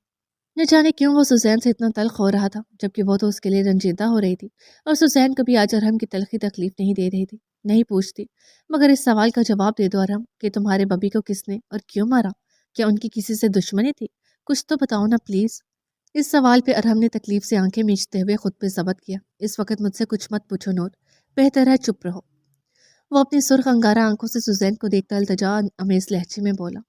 اس وقت نہ پوچھو تو کب پوچھوں؟ میں جب بھی کچھ بھی پوچھتی ہوں تم جواب ہی نہیں دیتے، کم از کم آج ہی بتا دو، مکمل نہ صحیح تھوڑی سی تکلیف ہی مجھ سے بانٹ لو۔ سوزین نے بھی ریکویسٹ کی تھی۔ تمہیں سمجھ نہیں آ رہی نور؟ نہیں کرنا چاہتا میں اس بارے میں بات، بند کرو پلیز یہ سوال جواب، اور کوئی ضرورت نہیں ہے یہ آنسو بہانے کی۔ وہ ایک دم سے شدید سی ہوتا بولا۔ میں اپنے درد اکیلا اٹھا سکتا ہوں، اپنی تکلیفیں اکیلا سہ سکتا ہوں، آج تک اکیلا سہتا آیا ہوں تو آئندہ بھی سہ لوں گا، اور تم آج کے بعد بنا میری اجازت کے میری چیزوں کو ہاتھ مت لگانا نور۔ آج تو برداشت کر گیا، مگر آئندہ نہیں کروں گا۔ وہ اسے وارن کرتا وہ کمرے سے نکل گیا۔ ارحم میری بات تو سنو۔ وہ اسے روکنے کو پکارنے لگی، مگر وہ اس کی پکار کو نظر انداز کرتا جا چکا تھا۔ کیوں نہیں بانٹتے تم اپنا غم مجھ سے؟ کیوں اتنے بڑے غموں کا بوجھ تم نے تنہا اٹھا رکھا ہے؟ کبھی تو مجھے بھی اپنے غموں میں شامل کرو۔ وہ حسرت سے کہتی وہیں بیڈ پہ بیٹھتی چلی گئی۔ ارحم کی ببی کو لے کر آج جو اس پہ انکشاف ہوا تھا وہ بہت تکلیف تھا اور رلا دینے والا تھا۔ اس سے بھی زیادہ تکلیف اسے ارحم کا سوچ کر ہو رہی تھی، جو سرخ انگارہ کرب سے بھری آنکھیں لیے کمرے سے نکلا تھا۔ دادا کی جان، مکرم التمش کے کمرے میں داخل ہوئے، روتی ہوئی خالہ کے گرد بازو پھیلا کر اپنے ساتھ لگا کر اسے پکارا، گڑیا کیوں رو رہی ہو اس طرح؟ وہ وجہ جانتے تھے پھر بھی پوچھا۔ مجھے اپنے گھر جانا ہے، اپنے ڈیڈ ماما کے پاس۔ دادا جان مجھے یہاں نہیں رہنا، اس نے روتے ہوئے وہی وجہ بیان کی۔ یہاں کیوں نہیں رہنا خالہ؟ سب کتنا پیار کرتے ہیں آپ سے، میں کتنا پیار کرتا ہوں، آپ کی دادو بھی کچھ نہیں کہتی ہیں آپ کو، اور آپ کے آمش بابا تو جان چھڑکتے ہیں آپ پر۔ اس کے آنسو مکرم کو تکلیف دے رہے تھے، کاش کہ وہ اس کے لیے کچھ کر سکتے، کاش اس کی تکلیف ختم کر سکتے، بٹ مجھے اپنے ڈیڈ کے پاس جانا ہے، وہ مجھے آمش بابا سے بھی زیادہ پیار کرتے ہیں، ان سے زیادہ پیار کوئی نہیں کر سکتا مجھے، آمش بابا بھی نہیں، کوئی بھی نہیں، وہ قطعی لہجے میں بولی، جبکہ اس پل چوکھٹ پہ کھڑا التمش سن ہو کر رہ گیا۔ وہ گاڑی کی چابی تو کمرے میں ہی بھول آیا تھا، تبھی واپس لوٹا تھا، مگر دہلیز پہ قدم رکھتے ہی حالانکہ سماعتوں میں پڑے یہ الفاظ اس کے دل کی دنیا جھنجھوڑ کر رکھ گئے۔ آج اسے پھر ایک بار بہت شدت سے یہ محسوس ہوا تھا کہ وہ چاہے حالہ کے لیے اپنی جان ہی کیوں نہ قربان کر دے، مگر رہے گا آمش بابا ہی، کبھی بھی اس کے لیے اس کا ڈیڈ نہیں بن پائے گا، چاہے وہ ارحم سے 10 گنا زیادہ پیار کیوں نہ کر لے، مگر ارحم کی جگہ کبھی نہیں لے پائے گا۔ میں جانتی ہوں سب مجھ سے پیار کرتے ہیں، مگر میں اب یہاں اس سے زیادہ نہیں رہ سکتی، میرا بالکل دل نہیں لگتا یہاں، پلیز مجھے ڈیڈ ماما کے پاس چھوڑیں دادا جان، پلیز۔ وہ ان کے ہاتھ پکڑے بلک بلک کر التجا کر رہی تھی، اور اس کی التجا واپس پلٹتے التمش کے قدموں سے یوں لپٹ گئی کہ اس کے قدم مزید اٹھ ہی نہ پائے۔ وہ جس خاموشی سے آیا تھا اسی خاموشی سے واپس جانے کو تھا، مگر حالہ کی سسکیاں اور اس کی التجا اس کے قدموں سے جکڑ کر رہ گئی۔ اس نے سختی سے اپنی مٹھیاں بھینچی اور قدموں سے لپٹی حالہ کی التجا کی زنجیر کو توڑتا وہاں سے دور ہوتا گیا، جبکہ دوسری طرف حالہ کے روبرو بیٹھے مکرم بھی التمش کی طرح ہی حالہ کی اس فریاد پہ تڑپ کر رہ گئے تھے۔ وہ اسے اس طرح پل پل سے سکتا نہیں دیکھ سکتے تھے، وہ جانتے تھے ابھی تو جھوٹ بول کر اسے بہلا لیں گے، مگر کچھ وقت بعد پھر سے وہ اپنی فریاد لیے آ جائے گی۔ وہ اسے ہمیشہ کے لیے یہاں نہیں روک سکتے تھے، یا تو سچ بتانا ضروری تھا یا اس کی فریاد پوری کرنا، اور وہ اتنے ظالم نہیں تھے کہ سچ بتا کر اس چھوٹی بچی سے اس کے ماں باپ چھین لیں جو اس کی کل دنیا ہے۔ ایک فیصلہ کرتے ہوئے وہ حالہ کو سمجھا بجھا کر اس کے پاس سے اٹھ گئے۔ تم دونوں کو باتیں بگاڑنے کے علاوہ کچھ نہیں آتا کیا؟ جب دیکھو بولتے ہی رہتے ہو، جتنا بولتے ہو اتنا کام بھی کر لیا کرو۔ ظہیر اور مینا لنچ کی تیاریوں میں مصروف تھے، باتیں کرنے کے ساتھ ساتھ ہاتھ بھی چلا رہے تھے جب ہیزل کچن میں چلی آئی۔ آپ کو کچھ چاہیے تھا ہیزل باجی؟ مینا اس کے غصے کو ایک طرف رکھے اس کے آنے کا سبب پوچھنے لگی۔ مجھے کچھ چاہیے ہوگا کیا تبھی میں کچن میں آؤں گی؟ ویسے آنا منع ہے کیا مجھے؟ وہ خواہ ان پہ تپ رہی تھی۔ میں تو بس یوں ہی پوچھ رہی تھی، مینا من منائی۔ خیر میں بتانے آئی تھی کہ میرے لیے لنچ مت لگانا، مجھے نہیں کرنا کوئی لنچ ونچ، اور نہ ہی میرے لیے ڈنر لگانے کی ضرورت ہے۔ سجانا اپنے صاحب کے لیے ہی لوازمات۔ وہ ہفکی سے کہتے کچن سے نکل آئی۔ یہ سب اس نے دانستہ کہا تھا تاکہ مینا فوراً سے قبل آغا فارس کو خبر پہنچا دے کہ بیگم صاحبہ نے لنچ اور ڈنر کرنے سے منع کر دی ہے، اور پھر آغا فارس ایزل کو کال کر کے اسے منائیں یا پھر گھر آ کر۔ ایزل کی سوچ کے مطابق اس کے کچن سے نکلتے ہی واقعی مینا نے آغا فارس کو کال ملانے کا ارادہ کیا۔ یہ تم کس کو فون کرنے لگی ہو؟ اسے جھٹ سے موبائل پکڑتا دیکھ ظہیر نے پوچھا۔ صاحب کو بتانے لگی ہوں کہ ایزل باجی نے کھانے سے منع کر دیا، اس نے جواب دیا۔ تم چگلی لگانے سے باز نہیں آؤ گی مینا؟ ظہیر نے اس سے موبائل جھپٹ لیا۔ کون سی چگلی؟ یہ صاحب کا ہی حکم ہے کہ جب جب ایزل باجی کھانے میں لاپرواہی کریں تو انہیں فوراً اطلاع دو، میں تو بس اپنی ڈیوٹی نبھاتی ہوں۔ مینا نے موبائل واپس جھپٹنا چاہا۔ دیکھو مینا، صاحب وہاں آفس میں فارغ نہیں بیٹھے ہوتے، 100 کام ہوتے ہیں انہیں، یوں چھوٹی چھوٹی باتوں پہ انہیں کال کر کے ڈسٹرب مت کیا کرو، یہ نہ ہو کسی دن 4 سن لو ان سے، ظہیر نے اسے سمجھایا۔ کہا نا کہ اپنی ڈیوٹی نبھاتی ہوں، صاحب ڈانٹیں گے تو تب جب اپنی ڈیوٹی میں کوتاہی کروں گی۔ مینا نے آخر موبائل واپس اپنی دسترس میں لے ہی لیا۔ ویسے یہ بیگم صاحبہ آج اتنی اکھڑی اکھڑی سے کیوں ہے؟ لنچ اور ڈنر سے خاص طور پہ منع کرنے آئی، ماجرا کیا ہے؟ تمہیں تو پتہ ہی ہوگا، آخر کو پورے گھر کی جاسوس جو ہو۔ ظہیر نے چائنیز گاجر کاٹتے ہوئے پوچھا، جبکہ مینا نے اسے لفظ جاسوس پہ پہلے تو گھور کر دیکھا مگر پھر بتانے لگی۔ دراصل ایزل باجی اپنی دوست کے گھر جانا چاہتی تھی، مگر صاحب نے سختی سے منع کر دیا، اسی وجہ سے منہ پھلایا ہوا ہے انہوں نے۔ جاسوسن نے سارا ماجرا ظہیر کی گوشت گزارا۔ اچھا تو یہ بات ہے؟ ظہیر نے بنا کسی دلچسپی کے محض اتنا کہہ کر اپنی توجہ پھر سے سبزیاں کاٹنے پہ مرکوز کر دی، جبکہ مینا اپنا پسندیدہ کام یعنی ایزل کا انکار آغا فارس تک پہنچانے لگی، مگر آغا فارس شاید مصروف تھے تبھی کال ریسیو نہیں کر رہے تھے۔ کہا تھا نا، صاحب فارغ نہیں ہوتے 100 کام ہوتے ہیں انہیں، اب دوبارہ فون مت کرنا۔ مینا جو دوبارہ فون کرنے کو تھی ظہیر کی بات پہ رک گئی۔ ویسے تم نے بتایا نہیں، تم 3 دن کی چھٹی لے کر کیوں گئے تھے؟ ظہیر 3 دن کی چھٹی کے بعد آج واپس ڈیوٹی پہ آیا تھا۔ حیرت ہے کہ اس گھر کی جاسوس کو میری چھٹی کا سبب ہی معلوم نہیں۔ ظہیر نے مصنوعی حیرت ظاہر کی۔ زیادہ چڑچڑ مت کرو، جو پوچھا ہے اس کا جواب دو، کیوں کی تم نے چھٹیاں؟ مینا دونوں ہاتھ کمر پہ ٹکائے تھانے دارانہ انداز میں پوچھ رہی تھی۔ یہ سوال وہ صبح سے پوچھنا چاہ رہی تھی۔ کیوں؟ تم نے مجھے یاد کیا کیا؟ ظہیر شرارت سے سوال کا ہوا تو مینا اس سوال پہ سٹپٹا سی گئی۔ میں بھلا تمہیں کیوں یاد کرنے لگے؟ میں تو بلکہ یہ کہنے والی تھی کہ یہ 3 دن بہت سکون کے گزرے میرے، تمہاری سڑی شکل اور فضول باتوں سے جو جان چھٹی ہوئی تھی۔ خود کو کمپوز کرتی وہ ناک چڑھا کر بولی، فکر نہ کرو، بہت پکی پکی جان چھوٹنے والی ہے تمہاری مجھ سے، پھر 3 دن تو کیا 3 صدیوں تک بھی نظر نہیں آؤں گا۔ ظہیر اب کی شملہ مرچ لیے بیچ نکالتا بولا تو مینا کا دل عجیب ہوا تھا اس کی اس بات سے۔ کیا مطلب ہے ان باتوں کا؟ مطلب مگر وہ نہیں سمجھی تھی کہ اس نے ایسا کیوں کہا۔ مطلب یہ کہ بہت جلد یہ نوکری چھوڑ کر جا رہا ہوں میں۔ وہ شانے اچکار کر معتدل لہجے میں بولتا مینا کو حیران پریشان کر گیا۔ اس کے چلے جانے کا سن کر نہ جانے کیوں مینا کا دل ڈوبا تھا۔ تقریباً 3 مہینے سے وہ دن رات ایک ساتھ ایک ہی گھر میں ایک ہی کچن میں کام کر رہے تھے، ایک دوسرے کی عادت سے ہو گئی تھی انہیں۔ کیا نوکری چھوڑی ہو تم؟ لیکن کیوں؟ مینا کو اپنی آواز کسی گہری کھائی سے آتی معلوم ہوئی۔ بس یوں سمجھ لو کہ اس سے بھی اچھی نوکری میری منتظر ہے۔ تمہیں تو پتا ہے مینا، ہم سفید پوش لوگ ہیں، تم اور میں اس معاملے میں مختلف تو نہیں۔ ایک ایک پیسے کی کیا اہمیت ہوتی ہے، یہ کوئی ہم سے پوچھے؟ وہ سنجیدگی سے بولا، تو تم پیسوں کے لیے اس گھر کو اور اس گھر کے لوگوں کو چھوڑ دو گے؟ کتنا آرام، کتنی سہولت ہے تمہیں یہاں۔ صاحب اور حیصل باجی کتنا خیال کرتے ہیں ہم سب کا۔ یہ سب تمہیں کہیں اور نہیں ملے گا ظہیر، بھلے سے پیسے اس سے کہیں زیادہ ہوں۔ مینا دکھ بھرے لہجے میں بولی، نہ جانے کیوں دل ایک دم سے بھرایا تھا۔ ارے تمہارا چہرہ کیوں اس قدر اتر گیا؟ ایسے لگ رہا ہے جیسے ابھی رو دو گی۔ اس کی اتری ہوئی صورت دیکھ کر ظہیر ایک دم سے کہکا لگا کر ہنس پڑا۔ میں کیوں رونے لگی؟ اور روئے میرے دشمن؟ اور یہ تم دانت نکال کر ہنس کیوں رہے ہو؟ مینا نے جلدی سے اپنی لٹ کی صورت ٹھیک کی۔ کیونکہ میں تمہارے ساتھ مذاق کر رہا تھا، ایک بار آئینے میں دیکھو تو صحیح اپنی صورت۔ وہ ابھی بھی ہنس رہا تھا جبکہ مینا کا دل کیا کوئی چیز اٹھا کے اس کے سر پہ دے مارے۔ یہ کیسا گھٹیا مذاق تھا؟ وہ چلائی، میں دیکھنا چاہتا تھا کہ تم اپنے کال میں کتنی سچی ہو۔ تم نے کہا کہ تم نے ان 3 دنوں میں مجھے بالکل یاد نہیں کیا، جبکہ میری نوکری چھوڑنے کا سنتے ہی تمہاری شکل پہ اداسی کے سائے منڈلا اٹھتے تھے۔ مان لو مینا میڈم کہ تمہارا دل نہیں لگتا میرے بغیر۔ ظہیر ہنستا ہوا بولا جبکہ اس کی آخری بات پہ مینا کے دل کے تار چھڑے۔ مجھ سے فالتو کی باتیں کرنے کی ضرورت نہیں، دوبارہ ایسا مذاق کیا یا یہ یاد واد کی باتیں کی تو صاحب سے شکایت لگا دوں گی تمہاری، پھر تم نوکری کیا چھوڑو گے، صاحب تمہیں خود ہی نوکری سے نکال دیں گے۔ مینا اپنی حفت مٹانے کو اس پہ غصہ کرنے لگی۔ ارے بھائی مذاق کر رہا تھا، مجھ جیسا اکیلا بندہ جس کے نہ کوئی خرچے ہیں، نہ گیس، نہ بل کے، نہ بیوی بچوں کے، کھانا پینا رہائش سب یہی ہے، تنخواہ بھی محنت سے بڑھ کر دیتے ہیں صاحب، کسی چیز کی کمی نہیں، تو پھر میں بھلا کیوں چھوڑنے لگا نوکری؟ ہاں کبھی کبھی اکیلے پن سے اکتا جاتا ہوں، مگر تمہاری الٹی سیدھی باتیں دل لگائے رکھتی ہیں۔ سچ کہوں تو بہت خوش اور مطمئن ہوں یہاں۔ اور رہی بات 3 دن کی چھٹی کی تو بھائی صاحب کی طبیعت ناساز تھی، وہ بھی بڑی بیگم صاحبہ سے چھٹی لے کر گھر آئے ہوئے تھے۔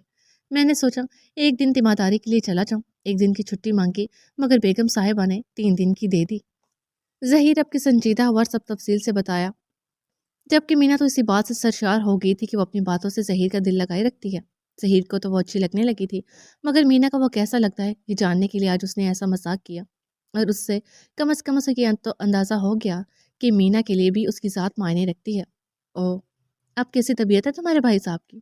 مینا نے اس کے بھائی کا حال پوچھا۔ اب ٹھیک ہے، بلکہ آج تو وہ بھی واپس کام پہ چلے گئے ہوں گے۔ اس نے دوسری بات اندازن کہی۔ خیر تمہیں تمہارا جواب مل گیا کہ میں نے کیوں چھٹیاں کی، تو اب آ کر ذرا میری مدد ہی کر دو۔ کب سے فارغ کھڑی ہو؟ ظہیر نے اسے فارغ کھڑا دیکھ کہا۔ فارغ نہیں کھڑی تھی، بلکہ اس چکن کو مسالہ لگانے لگی تھی، وہ تو حیصل باجی آ گئی پھر باتوں میں لگا دیا۔ اور تم زیادہ روب مت چڑھا کرو مجھ پہ، میں تمہاری نگران ہوں، تم میرے نگران نہیں۔ مینا نے اپنا رتبہ جتایا اور چکن کا باؤل اپنی طرف کرتی دہی میں مکس ہوئے مسالوں سے چکن کو میرینیٹ کرنے لگی۔ میری کیا مجال کہ میں تم پہ روب جھاڑوں، میں تو بس گزارش کر رہا تھا مدد کروانے کی، نہ کہ حکم۔ پتہ ہے مجھے بھی کہ صاحب اور بیگم صاحبہ کی چمچی ہو تم، خواہ مہاں میری کلاس لگوا دو گی، وہ بھی 2 4 باتیں خود سے لگا کر۔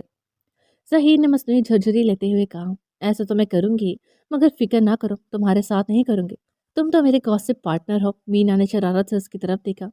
بڑی انگریزی جھاڑی ہو۔ ظہیر نے اس کی انگریزی کو پوائنٹ کیا۔ ارے بتایا تھا نا پچھلے دنوں اسمارٹ فون لیا ہے، بس شوق میں وہیں سے انگریزی سیکھ رہی ہوں۔ मीना ने चह कर बताया तो ज़हीर ने सताइशी निगाहों से उसे देखा। सिम उसने छोटे मोबाइल में ही डाले रखी थी। स्मार्टफोन का इस्तेमाल तो वो खुद को इंटरटेन करने के लिए करती थी, साथ साथ बस छोटे मोबाइल को ही लिए घूमती थी। तुम्हारे इस नदीदे भाई भाभी ने इजाज़त दे दी तुम्हें अपनी ही कमाई इस्तेमाल करने की? वो तो एक एक रुपया तुमसे हेठ लेते हैं। ज़हीर को मीना के लालची भाई भाभी बिल्कुल पसंद न थे, जिन्हें बस पैसे से मतलब था। उसके अलावा मीना की ज़ात से कोई लगाव न था। उसे बस पैसा कमाने की मशीन समझ रखा था। मेरे भाई को खबरदार जो कुछ कहा तो, हाँ भाभी को चाहो तो कह लो। भाई जैसा भी सही, मगर मीना को वो प्यारा था, और वैसे भी अब्बा का ख्याल रखते हैं दोनों, मेरे लिए यही काफ़ी है। मीना कम से कम इसलिए तो मुतमिन थी कि उसके बाप की दवाइयों और खाने पीने का खर्चा सुकून से चल रहा है। वो दोनों मतलब को देखभाल करते हैं ताकि बाप के नाम पे उसकी तरफ से पैसे आते रहें, और ये पागल उन दोनों को अपना खैर ख्वाह समझती है। ज़हीर अफसोस से बड़बड़ाया, तुम क्या बड़बड़ा रहे हो? मीना उसकी बड़बड़ाहट सुन ना पाई। मैं ये पूछ रहा हूँ कि स्मार्टफोन कहाँ से ले लिया, जबकि तुम्हारा भाई तो एक एक पैसा तुमसे ले जाता है। उसने अपना सांप का सवाल दोहराया। एजल बाजी ने इस घर में आने के बाद जब मुझे निगरान की हैसियत दी तो मेरी तनख्वाह भी इस हिसाब से बढ़ा दी थी, और मुझे मना किया था कि सारे पैसे घर नहीं भिजवाने, कुछ अपने पास भी रखा करो। उन्होंने ही कहा कि अपनी तनख्वाह इतनी ही बतानी है जितनी पहले थी, यानी ये नहीं बताना कि इसमें इजाफा हुआ है। एजल की कही बातें उसने ज़हीर को बतलाई। बिल्कुल ठीक किया एजल बाजी ने, जो तुम्हें मना किया। उन्हें भी खूब पता है तुम्हारे भाई का। अरे एक नज़र में ही देख कर सब जान जाए उसे। वो फिर से उसके भाई के बारे में ऐसा बोल गया। वो हर महीना टाइम पे पहुंच जाता था मीना से कमाई वसूल करने। मीना को मौका ही ना देता कि वो भी हर महीना तनख्वाह लिए आए और बाप से मिल जाए। मगर पिछले महीने वो भी 3 दिन रहने गई थी, जिस पे उसकी भाभी ने मुँह ही सीधा ना किया। मगर उससे भाभी से गर्ज भी ना थी, उसे भाई और बाप से मतलब था। हाँ माना कि मेरे भाई को पैसे से बहुत प्यार है, मगर इसका मतलब ये नहीं कि कोई भी उसके बारे में कुछ भी कहे और मैं चुप करके सुन लूँ।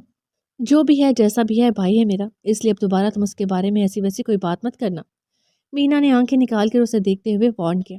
मुझे क्या पड़ी तुम्हारे इस निकम्मे आवारा भाई के बारे में बात। ना करते हुए भी वो बात कर गया, मगर फिर अपनी तरफ खून ख्वार निगाहों से देखती मीना पे नजर पड़ी तो मुंह को जिप लगा गया। Dude mark. सुजैन एक बार फिर लैपटॉप खोले बैठी थी, और अब की बार उसने जो खोज लगाई थी वो ये कि जलाल खान का कातिल ड्यूड मार्क नामी शख्स था, जो इस वक्त जेल की सलाखों के पीछे मौजूद था। उस पर ना सिर्फ जलाल खान के कत्ल बल्कि उसके अलावा भी कई केस थे। वो बहुत सी बुरी सरगर्मियों में मुलव्वस था। ड्यूड मार की छोटी सी तस्वीर भी न्यूज़पेपर में छापी गई थी, जिसे देखकर ही सुजैन को उससे शदीद नफरत महसूस हुई। मगर न जाने उसे क्यों लगा कि उसने इस शख्स को भी कहीं देख रखा है। ये शक्ल उसे जानी पहचानी से लग रही थी, मगर इस बार उसने जहन पे जोर डालने की कोशिश नहीं की थी। वो इस शख्स की सूरत एक बार से ज्यादा देखने की रवादार ही नहीं थी। खुदा गारत करे तुम्हें, सारी जिंदगी जेल की चक्की पीसते रहो। तुमने मेरे शौहर के बाप को मार डाला, तुम्हारी वजह से मेरा शौहर इतनी तकलीफ में है। सुजैन उसे बद्दुआएं देने लगी। उसे बार बार अरहम की वो सुर्ख अंगारा तकलीफ से भरी आंखें याद आ रही थी, और उसका दिल डूबे जा रहा था कि न जाने वो कहाँ गया था, क्योंकि सुजैन अरहम के कॉल पिक ना करने पे उसके ऑफिस कॉल करके पता कर चुकी थी, मगर वो वहाँ नहीं आया था। उसने मोबाइल पकड़ा और एक बार फिर अरहम को कॉल मिलाई। पहले भी 2 बार वो उसे कॉल कर चुकी थी, मगर अरहम उठाने का नाम ही नहीं ले रहा था। इस बार भी उसने ऐसा ही किया। प्लीज़ कॉल उठाओ अरहम, अपने गम छुपाने की खातिर मुझसे दूर मत भागो। मैं तुम्हें इस तरह तकलीफ में नहीं देख सकती। घर वापस आ जाओ ना। वो तब से उसके लिए फिक्रमंद हो रही थी, मगर वो न जाने कहाँ चला गया था। कम से कम उसका फ़ोन ही उठा लेता, उसे बता ही देता कि वो कहाँ है। गेट पे बेल हो रही थी, और बेल बजने पे एजल अक्सर चौंक जाती थी, क्योंकि इस घर में कोई आता जाता न था सिवाय आगा फारिस के, और उन्हें बेल बजाने की बजाय हारन देने की आदत थी। मुलाजमीन भी काम से ही बाहर जाते वरना नहीं, और बेल की बजाय दस्तक देते थे ताकि पूरे घर में आवाज़ ना गूंजे, और हल्की सी दस्तक पे गेट के साथ बैठा चौकीदार दरवाज़ा खोल दिया करता था। ये कौन आ टपका इस वक्त? उफ, कोई मुलाजम ही हो तो अच्छा है, क्योंकि इस वक्त मैं किसी के मुँह नहीं लगना चाहती। वो बेजार होती उठ बैठी। और ये एंग्री मैन का फ़ोन क्यों नहीं आया? अब तक तो उन्हें कॉल करके मुझे मना लेना चाहिए था। वो कब से उनकी कॉल के मुंतज़िर बैठी थी, जो आने का नाम ही नहीं ले रहे थे। पता नहीं इस मीना की बच्ची ने खबर पहुंचाई भी होगी या नहीं, बल्कि पहुंचा दी होगी। एक नंबर की फप्पे कुटनी जो हुई। पहले उसे शक गुजरा, फिर साथ ही पर यकीन भी हो गई कि मीना शिकायत ना पहुंचाए, ऐसा भला कैसे हो सकता था। कॉल तो क्या, एक मैसेज तक नहीं, हद है। कोई परवाह ही नहीं मेरी। ऐसा है तो फिर ऐसा ही से, मैं अभी बात नहीं करूंगी। कॉल आएगी तो भी नहीं उठाऊंगी। एजल ने नोटिफिकेशन से आ रही मोबाइल की स्क्रीन को घूरा और परे पटकती बोली, क्या जाता है इनका? अगर 2-3 घंटे के लिए जाने की परमिशन दे देते तो कम से कम दिल ही लग जाता मेरा। पढ़ाई का तो बहाना था, दिल तो बस लारेब के साथ बोरियत मिटाने का कर रहा था। इतना अरसा हुआ उसके घर नहीं गई। एजल गोद में रखे कुशन पे कोहनियाँ टिकाए हाथों के प्याले में चेहरा सजाए उदास सी बोल रही थी जब कमरे के खुले दरवाजे पे दस्तक हुई। क्या है मीना, कहा था ना कि मुझे नहीं करना लंच, फिर क्यों चली आई? एजल बिना नजरें उठाए बोली। अच्छा जी, अब मेरी ये वैल्यू होगी कि मुझे मीना टीना से मिलाया जाने लगा।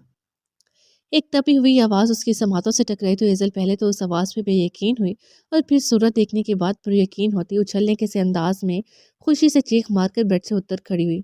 लारीब की बच्ची तुम! वो खुशी से चहकती उसके गले आ लगी।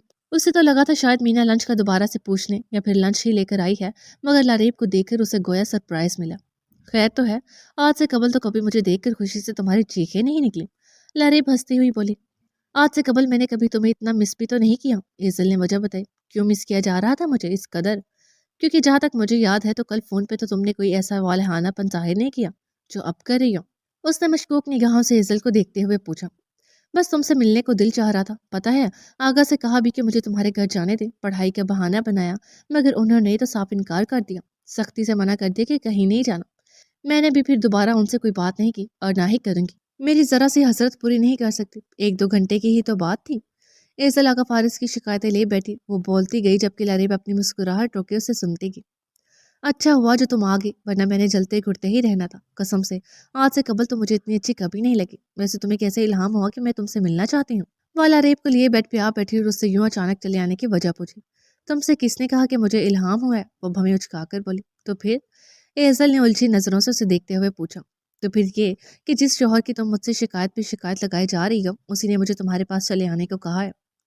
लारेब ने अपनी मुस्कुराहट दबाए मजे से कहते हुए एजल के सर पे नन्ना सा बम फोड़ा। क्या? तुम्हें आगा ने भेजा? वो हैरतन चिल्लाई।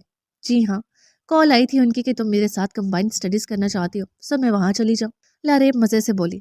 क्या वाकई तुम्हें आगा ने मेरे पास आने को कहा? वो आपकी खुशगवार हैरत लिए बोली। हाँ हाँ, अब होंकों की तरह देखना बंद करो। फारिस भाई ने ऐसा भी कोई जुल्म नहीं किया तुम पे। ठीक ही कहा है, तुम्हें अभी कहीं भी आने जाने की जरूरत नहीं, मैं आ गई हूँ ना। बल्कि जब जब बुलाओगी तब तब आ जाया करूंगी। लारेब ने भी आगा फारिस की साइड ली। हाँ ठीक कहा तुमने, अब इतने भी बुरे नहीं हैं। एजल का गुस्सा जो आगा फारिस पे था पल भर में उतर गया। एजल को लगा वो उसे नाराज करके चले गए हैं, मगर वो उसे नाराज भला कैसे रहने दे सकते थे। उसे मनाने के लिए रुकना चाहिए था, मगर उन्होंने दूर जाकर भी उसकी नाराजगी दूर कर दी थी। हाँ हाँ, अब तो अच्छे लगेंगे ही। लारेब ने उसे शोखी भरा ठहोका दिया। बदतमीज। एजल ने उसे घूरा। अब घूरना बंद करो और चलो पढ़ाई करते हैं। लारेब ने उसे पढ़ाई की तरफ घसीटना चाहा। कौन सी पढ़ाई? मुझे नहीं करनी कोई पढ़ाई वढ़ाई। एजल ने अपना बाजू छुड़वाया। क्यों नहीं करनी? तुम तो मिन्नतें करी थी पर इस भाई की कंबाइंड स्टडीज की। लारेब ने एक आबरू झुकाकर इस्तफसार किया। वो तो बस घर से निकलने और तुमसे मिलकर टाइम पास करने का बहाना था। वो एक आंख दबाकर बोली। मगर अब अपने झूठ को सच में बदलना पड़ेगा तुम्हें, वरना फारिस भाई हमें छोड़ेंगे नहीं। लारेब ने खौफ दिलाते लहजे में कहा। मैं नहीं कर रही कोई तैयारी, दिन रात पढ़ पढ़ के पक गई हूँ मैं। और क्यों नहीं छोड़ेंगे वो? अहम सवाल आखिर में पूछा क्या? क्योंकि वो वापस आकर हमसे एक एक लफ्ज़ सुनेंगे। जिस कंबाइंड स्टडीज़ का बहाना बनाकर तुम मेरे पास आना चाहती थी, अब वही कंबाइंड स्टडीज़ करके तुम्हें अपना कहा पूरा करना होगा। क्योंकि उसी वजह से उन्होंने मुझे यहाँ बुलाया ताकि मोहतरमा का ये गिला ख़त्म हो सके एक साथ पढ़ने का। आई समझ? लारीब की सारी बातें एक तरफ, मगर पहली बात कि वो आकर एक एक लफ्ज़ सुनेंगे, एजल का जी कड़वा करके रख गई। कोई शक नहीं था कि वापस आकर उनकी पूरी पूरी खबर लेने वाले थे। तुम तो पक गई होगी पढ़ पढ़ के, इसलिए क्योंकि फारिस भाई टीचर बन के तुम्हारे सर पर मुसल्लत जो रहते हैं, मगर मैं इन दिनों ढंग से कुछ पढ़ ही नहीं पाई। कज़न की शादी सर पर है, कहा भी था चच्ची को कि मेरे एग्जाम्स हैं, इन दोनों की तारीख मत रखें, मगर लड़के वालों को जल्दी पड़ी है हमारी लड़की ले जाने की, सुना ही नहीं। लारेब को अपना दुख सताने लगा कि शादी की तैयारियां करेंगे एग्जाम्स की। उफ़ लारेब, तुम तो ऐसे परेशान हो रही हो जैसे शादी तुम्हारी कज़न की नहीं बल्कि तुम्हारी हो। एजल की जितनी शादी के फंक्शन से जान जाती थी, लारेब इतनी ही इन फंक्शंस की दीवानी थी। हाँ फिलहाल तो छोड़ो, क्योंकि शादी तो मैं अटेंड करके रहूंगी। अभी तो तुम मेरे लिए लंच लगवा दो। फारिस भाई के हुक्म पे लंच तो क्या, सब छोड़ छाड़ कर फौरन यहाँ चली आई। आगा ने तुम्हें हुक्म दिया? एजल ने मशकूक निगाहों से उसे देखा। मेरा मतलब है कि रिक्वेस्ट की थी। वो खजालत से मुस्कुराई। अच्छा चलो जाओ ना, लंच का बोल कर आओ, मैं इंतजार कर रही हूँ तुम्हारा। वो बेसब्री से बोली तो एजल किचन में चली गई। मीना को लंच का बोलते हुए उसे अपना भी लंच याद आया। अच्छा सुनो, मुझे भी भूख लग रही है, मेरा और लारेब का लंच इकट्ठा ही ले आना। ये कहकर वो किचन से निकल गई, जबकि मीना जहीर का मुंह तकने लगी। अभी तो बाजी लंच और डिनर करने से सख्ती से इनकार करके गई थी और अब वो उलझन वो उलझन ज़दा सी बोली। वो इसलिए बुद्धू कि उनकी दोस्त जो आ गई हैं, जिस वजह से नाराज़ थी, वो वजह तो ख़त्म हो गई। ज़हीर ने उसकी उलझन दूर की। अरे हाँ, मीना ने खजालत से नजरें फेर ली। अरे साहब का फ़ोन आ रहा है। तभी आगा फारिस की कॉल आने लगी। अब उठाओ और लगाओ चुगली जिसके लिए तुम कब से इंतज़ार कर रही थी। ज़हीर ने लफ्ज़ चुगली पे खासा जोर दिया तो मीना ने लब भींच कर उसे देखा। अब उठाना तो था ही, तभी उसने उठा लिया। हाँ बोलो मीना, किस लिए कॉल कर रही थी? आगा फारिस ने मोबाइल कान और कंधे के बीच टिकाए, एक हाथ से कॉफ़ी का सिप भरते जब दूसरे से फाइल के सफ़ात पलटे काफ़ी मसरूफ़ अंदाज में पूछा। मैंने दरअसल ये बताना था कि एजल बाजी ने लंच और डिनर करने से मना कर दिया था। उसने चोर निगाहों से ज़हीर की तरफ देखा जो उसकी चुगली पे मुस्कुरा रहा था। उसे लंच और डिनर कैसे करवाना है ये तुम मुझ पे छोड़ दो, तुम बस लंच रेडी करो। आगा फारिस ने कुछ सोचते हुए कहा, अरे नहीं साहब, अब तो कोई ज़रूरत ही नहीं है आपको, अब तो एजल बाजी राजी है लंच करने को। मीना जल्दी से बोली। कभी कह रही है उसने मना कर दिया, कभी कह रही है मान गई है, क्या बोले जा रही है मीना? वो खासा झुंझुलाई क्योंकि इस वक्त काफ़ी मसरूफ़ थे। मना तो पहले किया था ना, जब आपको कॉल कर रही थी। अब तो अपनी और लारे बाजी के लिए लंच लगाने का बोल कर गई हैं। उसने तफसील से बताया। ओ तो यानी आ चुकी है लारे मैडम? वो दिल ही दिल में बोले। उसके पहले मना करने और अब राजी होने का सबब उन्हें समझ आ गया था, यानी नाराज़गी ख़त्म हो चुकी थी। ओके। वो महज ओके कहकर कॉल कट कर गए। लगता है इस बार मैडम को चुगली करने का मज़ा नहीं आया। ज़हीर ने मज़े से कहते हुए दांतों की नुमाइश की। अपना काम करो तुम। वो झड़प कर बोले। जब तक लंच रेडी होता है तब तक मैं देख कर है कि मेरी सफाई ढंग से कर रही है या नहीं। एक तो नैन भी दफ़ा हो गई, मगर अच्छा ही हुआ चलेगी। एक आंख नहीं बाती थी वो मुझे। बड़बड़ाती हुई वो किचन से निकल गई। तुमने ऐसा क्यों किया नूर? क्यों जानने चली हो तुम मेरे टूटे बिखरे खानदान के बारे में? क्यों गड़े मुर्दे उखाड़ कर मुझे तकलीफ से भर डाला? तुम नहीं जानती कि तुम्हें मालूम हो जाने और तुम्हारे मुंह से अपने बाप की कत्ल का सुनकर आज नए सिरे से मेरे पूरे वजूद में दर्द और अजियत की लहरें सरायत कर उठी हैं। और हम इस वक्त एक पार्क के पुरसकून गोशे में मौजूद था। वो वाकई ऑफिस नहीं गया था। जो दोस्त मिलने आया था उसे थोड़ा सा वक्त अनायत करने के बाद उससे माजरत करता घर से निकल गया। किस तरह दोस्त के सामने खुद पर जबर करके मुस्कुराता रहा ये बस वही जानता था, मगर यहाँ खुद पे जबर करना उसकी मजबूरी ना थी, क्योंकि यहाँ कोई भी ना था। जिस हकीकत को मैं तुमसे छुपाता रहा उसे तुमने खुद ही अपने सामने खोल कर रख लिया। मेरे माँ बाप मेरे साथ हैं या नहीं, कहाँ हैं, क्यों हैं, मर गए, जिंदा हैं, कुछ भी डिस्कस नहीं करना मुझे तुम्हारे तो क्या किसी के भी साथ। नहीं करना चाहता नूर, नहीं करना चाहता इस बारे में बात। वो थकन और तकलीफ से चूर लहजे में यूं बोला जैसे सुजैन उसके सामने हो और वो ये सारी बातें उससे डायरेक्ट कर रहा। वो थकन और तकलीफ से चूर लहजे में यूं बोला जैसे सुजैन उसके सामने हो और वो ये सारी बातें उससे डायरेक्ट कह रहा हो। फिलहाल मुझ में हौसला नहीं पुरानी अजियत, बल्कि इस क़यामत को बयान करने का जो हम पे टूटी थी। बस इसीलिए चला आया हूँ, तुम्हें कोई भी जवाब दिए बिना। मैं जानता हूँ तुम बहुत तकलीफ़ में हो। मेरी तकलीफ़ पे तुम्हारी तकलीफ़ भी सवा है, और मैं यही तो नहीं चाहता था, इसीलिए तो नहीं बताता था तुम्हें, मगर तुम अब अपनी मर्ज़ियाँ करने लगी हो। तुम अब मेरी नहीं सुनती नूर। न जाने क्यों तुम मुझे खोजने चली हो। मत खोजो मुझे, वरना मेरे अंदर से ऐसे ऐसे राज निकलेंगे जिन्हें तुम कबूल नहीं कर पाओगी, नहीं सह पाओगी तुम। दफन रहने दो इन राजों को मेरे सीने में ही, जिनके खुलने पे तुम्हारे साथ साथ एक बार फिर से मुझ पर भी तकलीफ का पहाड़ टूट पड़ेगा, और मैं वो तकलीफ दोबारा नहीं उठाना चाहता। मुझ सर की पुश्त को बेंच से टिकाए दरख्त पे लहलहाते पत्तों में से खुश पत्तों को टूट कर गिरता देख रहा था।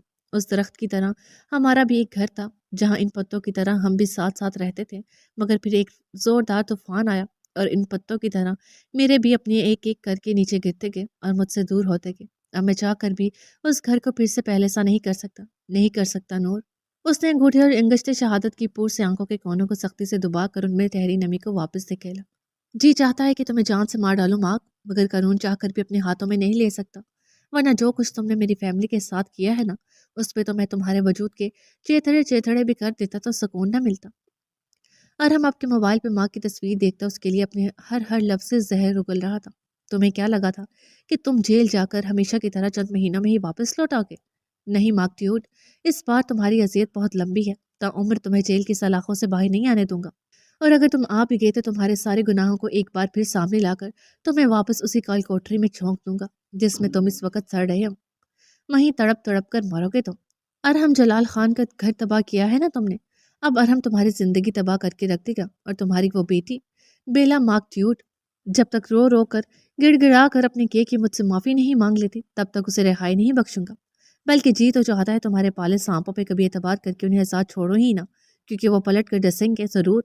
और बेला भी तुम्हारा पाला वो सांप है जो आज भी तुम्हारा ही वफादार है। उसे अपनी कैद में तड़पती बेला याद आई, जिसकी तड़प पे तरस खाकर अगर वो उसे आज़ाद कर देता تو واپس اسے اور اس کے اپنوں کو نقصان پہنچانے کی کوشش کرتی۔ وہ جانتا تھا کہ وہ بس موقع کی تلاش میں ہے۔ جیسے ہی فرار کا موقع ملا اور وہ کامیاب ٹھہری تو وہ وہاں سے نکلتے ہی پہلا کام ارحم اور اس سے جڑے رشتوں کو ختم کرنے کا کرے گی، کیونکہ وہ ارحم کو اپنے باپ کا قصوروار اور ماں کا قاتل مانتی ہے۔ تڑپ تڑپ کر مرو گے تم لوگ، وہ ایک ایک لفظ چبا کر بولا اور وہاں سے اٹھ کھڑا ہوا، مگر شاید آفس جانے کے لیے، کیونکہ گھر جا کر سوزین کے سوالات کا سامنا نہیں کرنا چاہتا تھا۔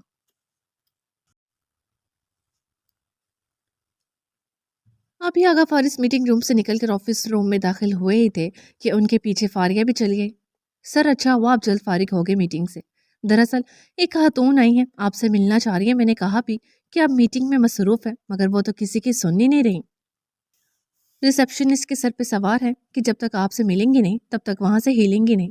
فاریہ میٹنگ میں شامل نہیں تھی، بس جو میٹنگ آغا فارس اٹینڈ کرنے کا کہتے وہی اٹینڈ کرتی تھی۔ ابھی وہ ایک لڑکی کو ریسپشنسٹ سے بحث کرتا دیکھ اسے انتظار کرنے کا بولنے لگی، مگر وہ لڑکی کسی کو کچھ سمجھ ہی نہیں رہی تھی۔ کون سی خاتون؟ انہوں نے کرسی پہ بجمان ہوتے ہوئے پوچھا۔ کوئی مایا نامی خاتون ہے۔ میں نے کہا بھی کہ آپ میٹنگ اٹینڈ کر رہے ہیں، تھوڑا ویٹ کریں، مگر زبردستی روم میں آ رہی تھی، سختی سے روکا ہے انہیں۔ فاریہ بتا رہی تھی جبکہ مایا کا نام سن کر آغا فارس کے جبڑے بھینچ ہے۔ یہ عورت جان نہیں چھوڑے گی میری، میں اس کی صورت تک دیکھنے کا روادار نہیں ہوں اور یہ منہ اٹھائے میرے آفس میں چلی جاتی ہے۔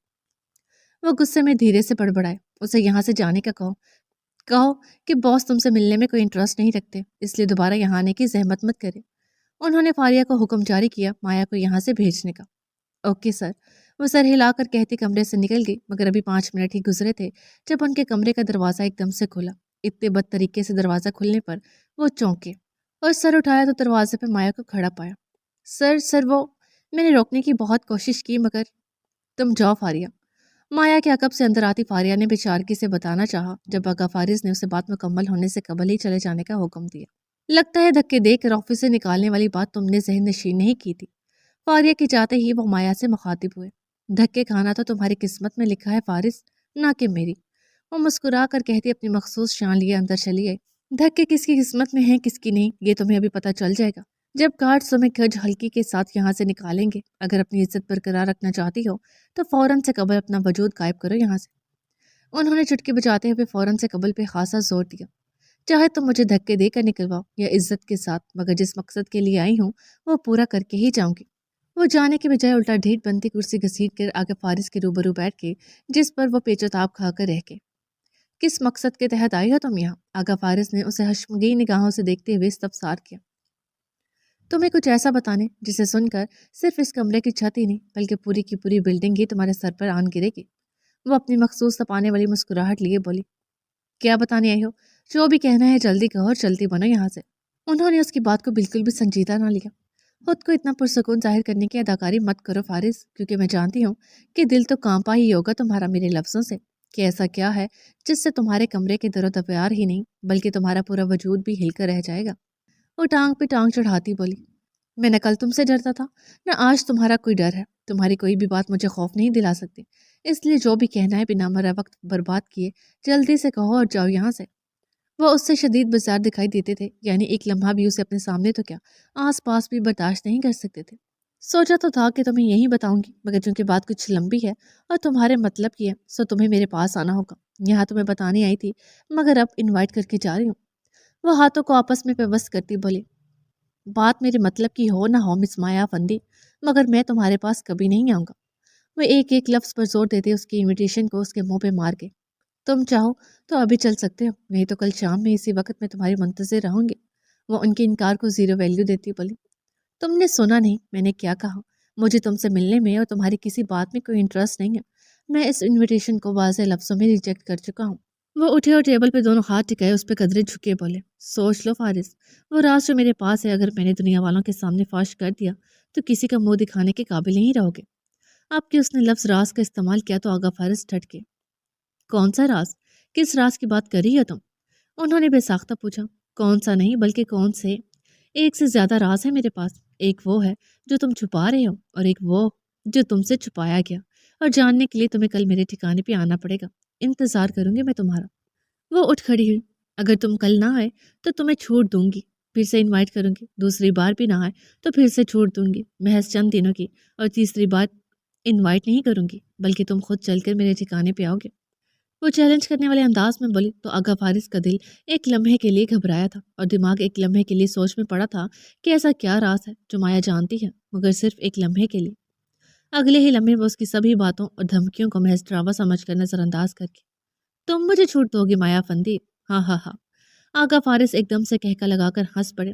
تو پھر سن لو کہ نہ میں کل آؤں گا نہ ہی آئندہ، تمہیں جو کرنا ہے کر لو، میں تمہاری کھوکھلی دھمکیوں سے نہیں ڈرتا۔ وہ نڈر پن سے بولے تمہارا کوئی بھی راز مجھے تباہ نہیں کر سکتا، عزت دینے اور چھیننے والی ذات صرف اللہ کی ہے اور میں صرف اپنے رب سے ڈرتا ہوں، تم جیسیوں کی میرے نزدیک کوئی وقت نہیں۔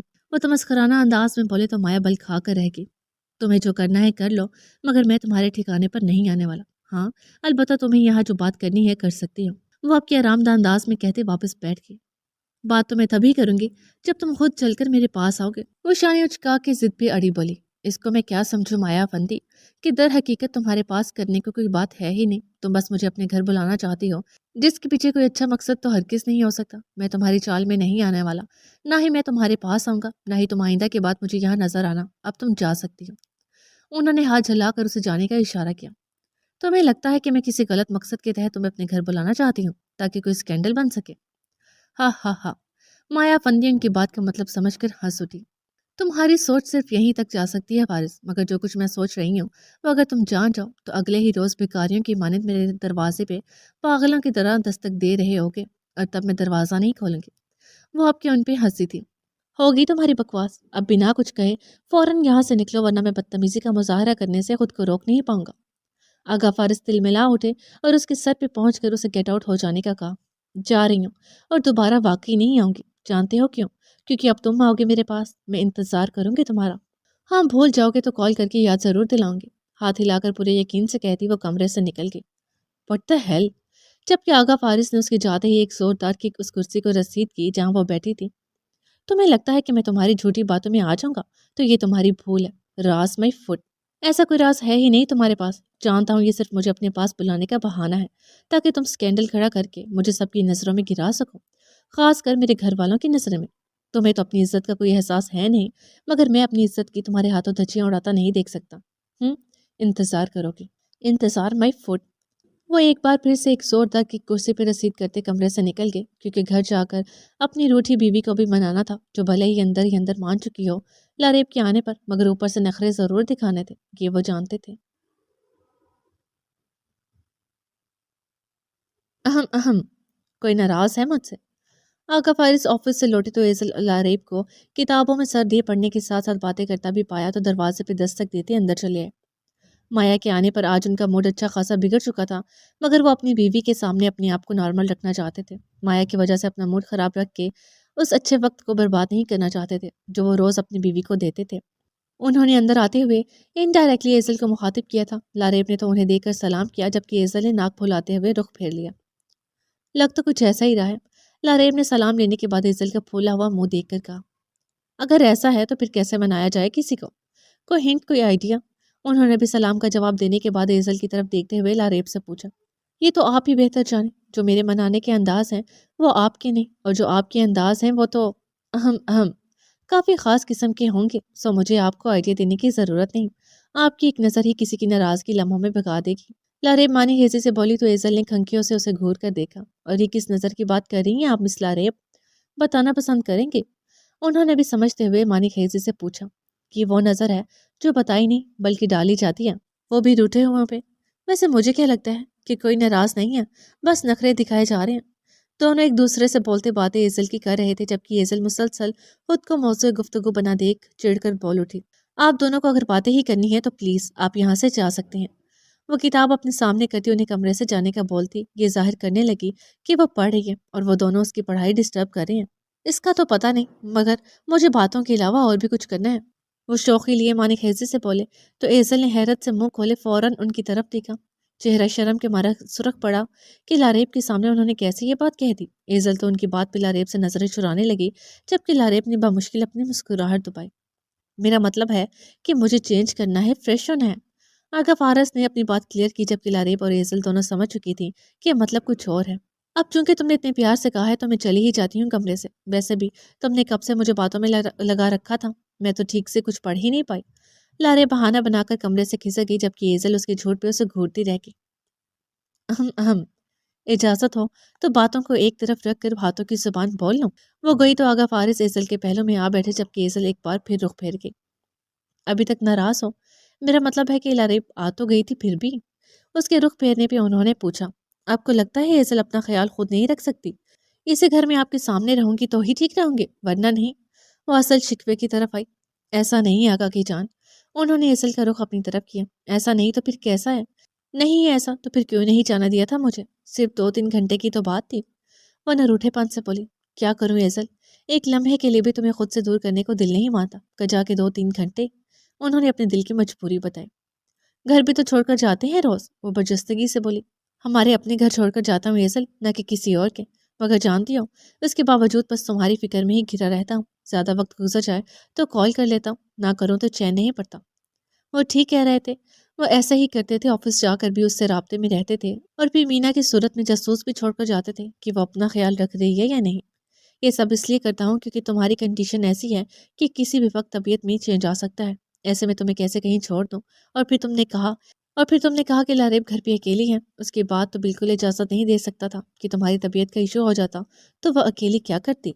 तुम दोनों को घर अकेले छोड़ना मेरे नज़दीक इस कंडीशन में सरासर ना समझिए। यहाँ तो मीना है, ज़हीर है, बाकी मुलाजम है। वहाँ कौन था? सिर्फ लारेब। वो उसे समझा रहे थे, असल वजह खुलकर बता रहे थे उसे ना भेजने की। जबकि एसल ने वाकई सोचा कि वो ठीक कह रहे हैं। उसकी तबीयत बिगड़ जाती तो लारेब की तो अपने हाथ पैर फूल जाते। बैठे बैठे तुम्हें घबराहट शुरू हो जाती है, जी मतलाने लगता है, चक्कर आने लगते हैं, सर दुखने लगता है। एक पल ठीक होती हो तो अगले ही पल तबीयत खराब। ऐसे में कैसे तुम्हें किसी के भी घर जाने की इजाज़त दे दो? मजबूरी है ऐसल, वरना कभी तुम पे कोई पाबंदी लगाई है, खासकर बाहर आने जाने पर? मजबूरी है ऐसल, वरना कभी तुम पे कोई पाबंदी लगाई है, खासकर बाहर आने जाने पर? उन्होंने पूछा तो वो नफी में सर हिला गई। आइंदा भी नहीं लगाऊंगा, बस ये 1-2 महीना सब्र कर लो। उन्होंने उसके चेहरे से हाथ हटाकर उसके हाथ थमे। अगर मेरी बातें समझ आ गई हैं तो क्या मैं ये समझूं कि नाराजगी खत्म? उन्होंने आपके मुस्कुरा कर पूछा, आप मुझे प्यार से भी तो मना कर सकते थे, ऐसे डपट कर क्यों कहा? एक और शिकवा सामने आया तो वो हंस पड़े। डांटा कब था यार? हाँ, बस कतई लहजे में इनकार किया था, मगर सॉरी बाबा, आइंदा प्यार से करूंगा। उन्होंने कान पकड़ते हुए माजरत चाही तो उस पर एजल मुस्कुरा दी। अब खत्म करो सब गिले शिकवे और ये बताओ कि मेरी एजो ने कितनी तैयारी की भी है या सिर्फ गप्पे ही लगाई हैं मेरी साली साहिबा से? रूठने मनाने का सिलसिला खत्म हुआ तो वो पढ़ाई की तरफ है। आपकी साली साहिबा ने गप्पे लगाने दी होती तो तब लगाती ना। जरा कोई बात करने लगती तो आपका खौफ दिलाकर चुप करवा देती कि आपने आकर एक एक लफ्ज सुनना है। एजल आरेब की नकल उतारती हुई बोली, चलो, कम से कम साली को तो खौफ है अपने जीजा जी का, वरना बेगम को तो रत्ती भर नहीं।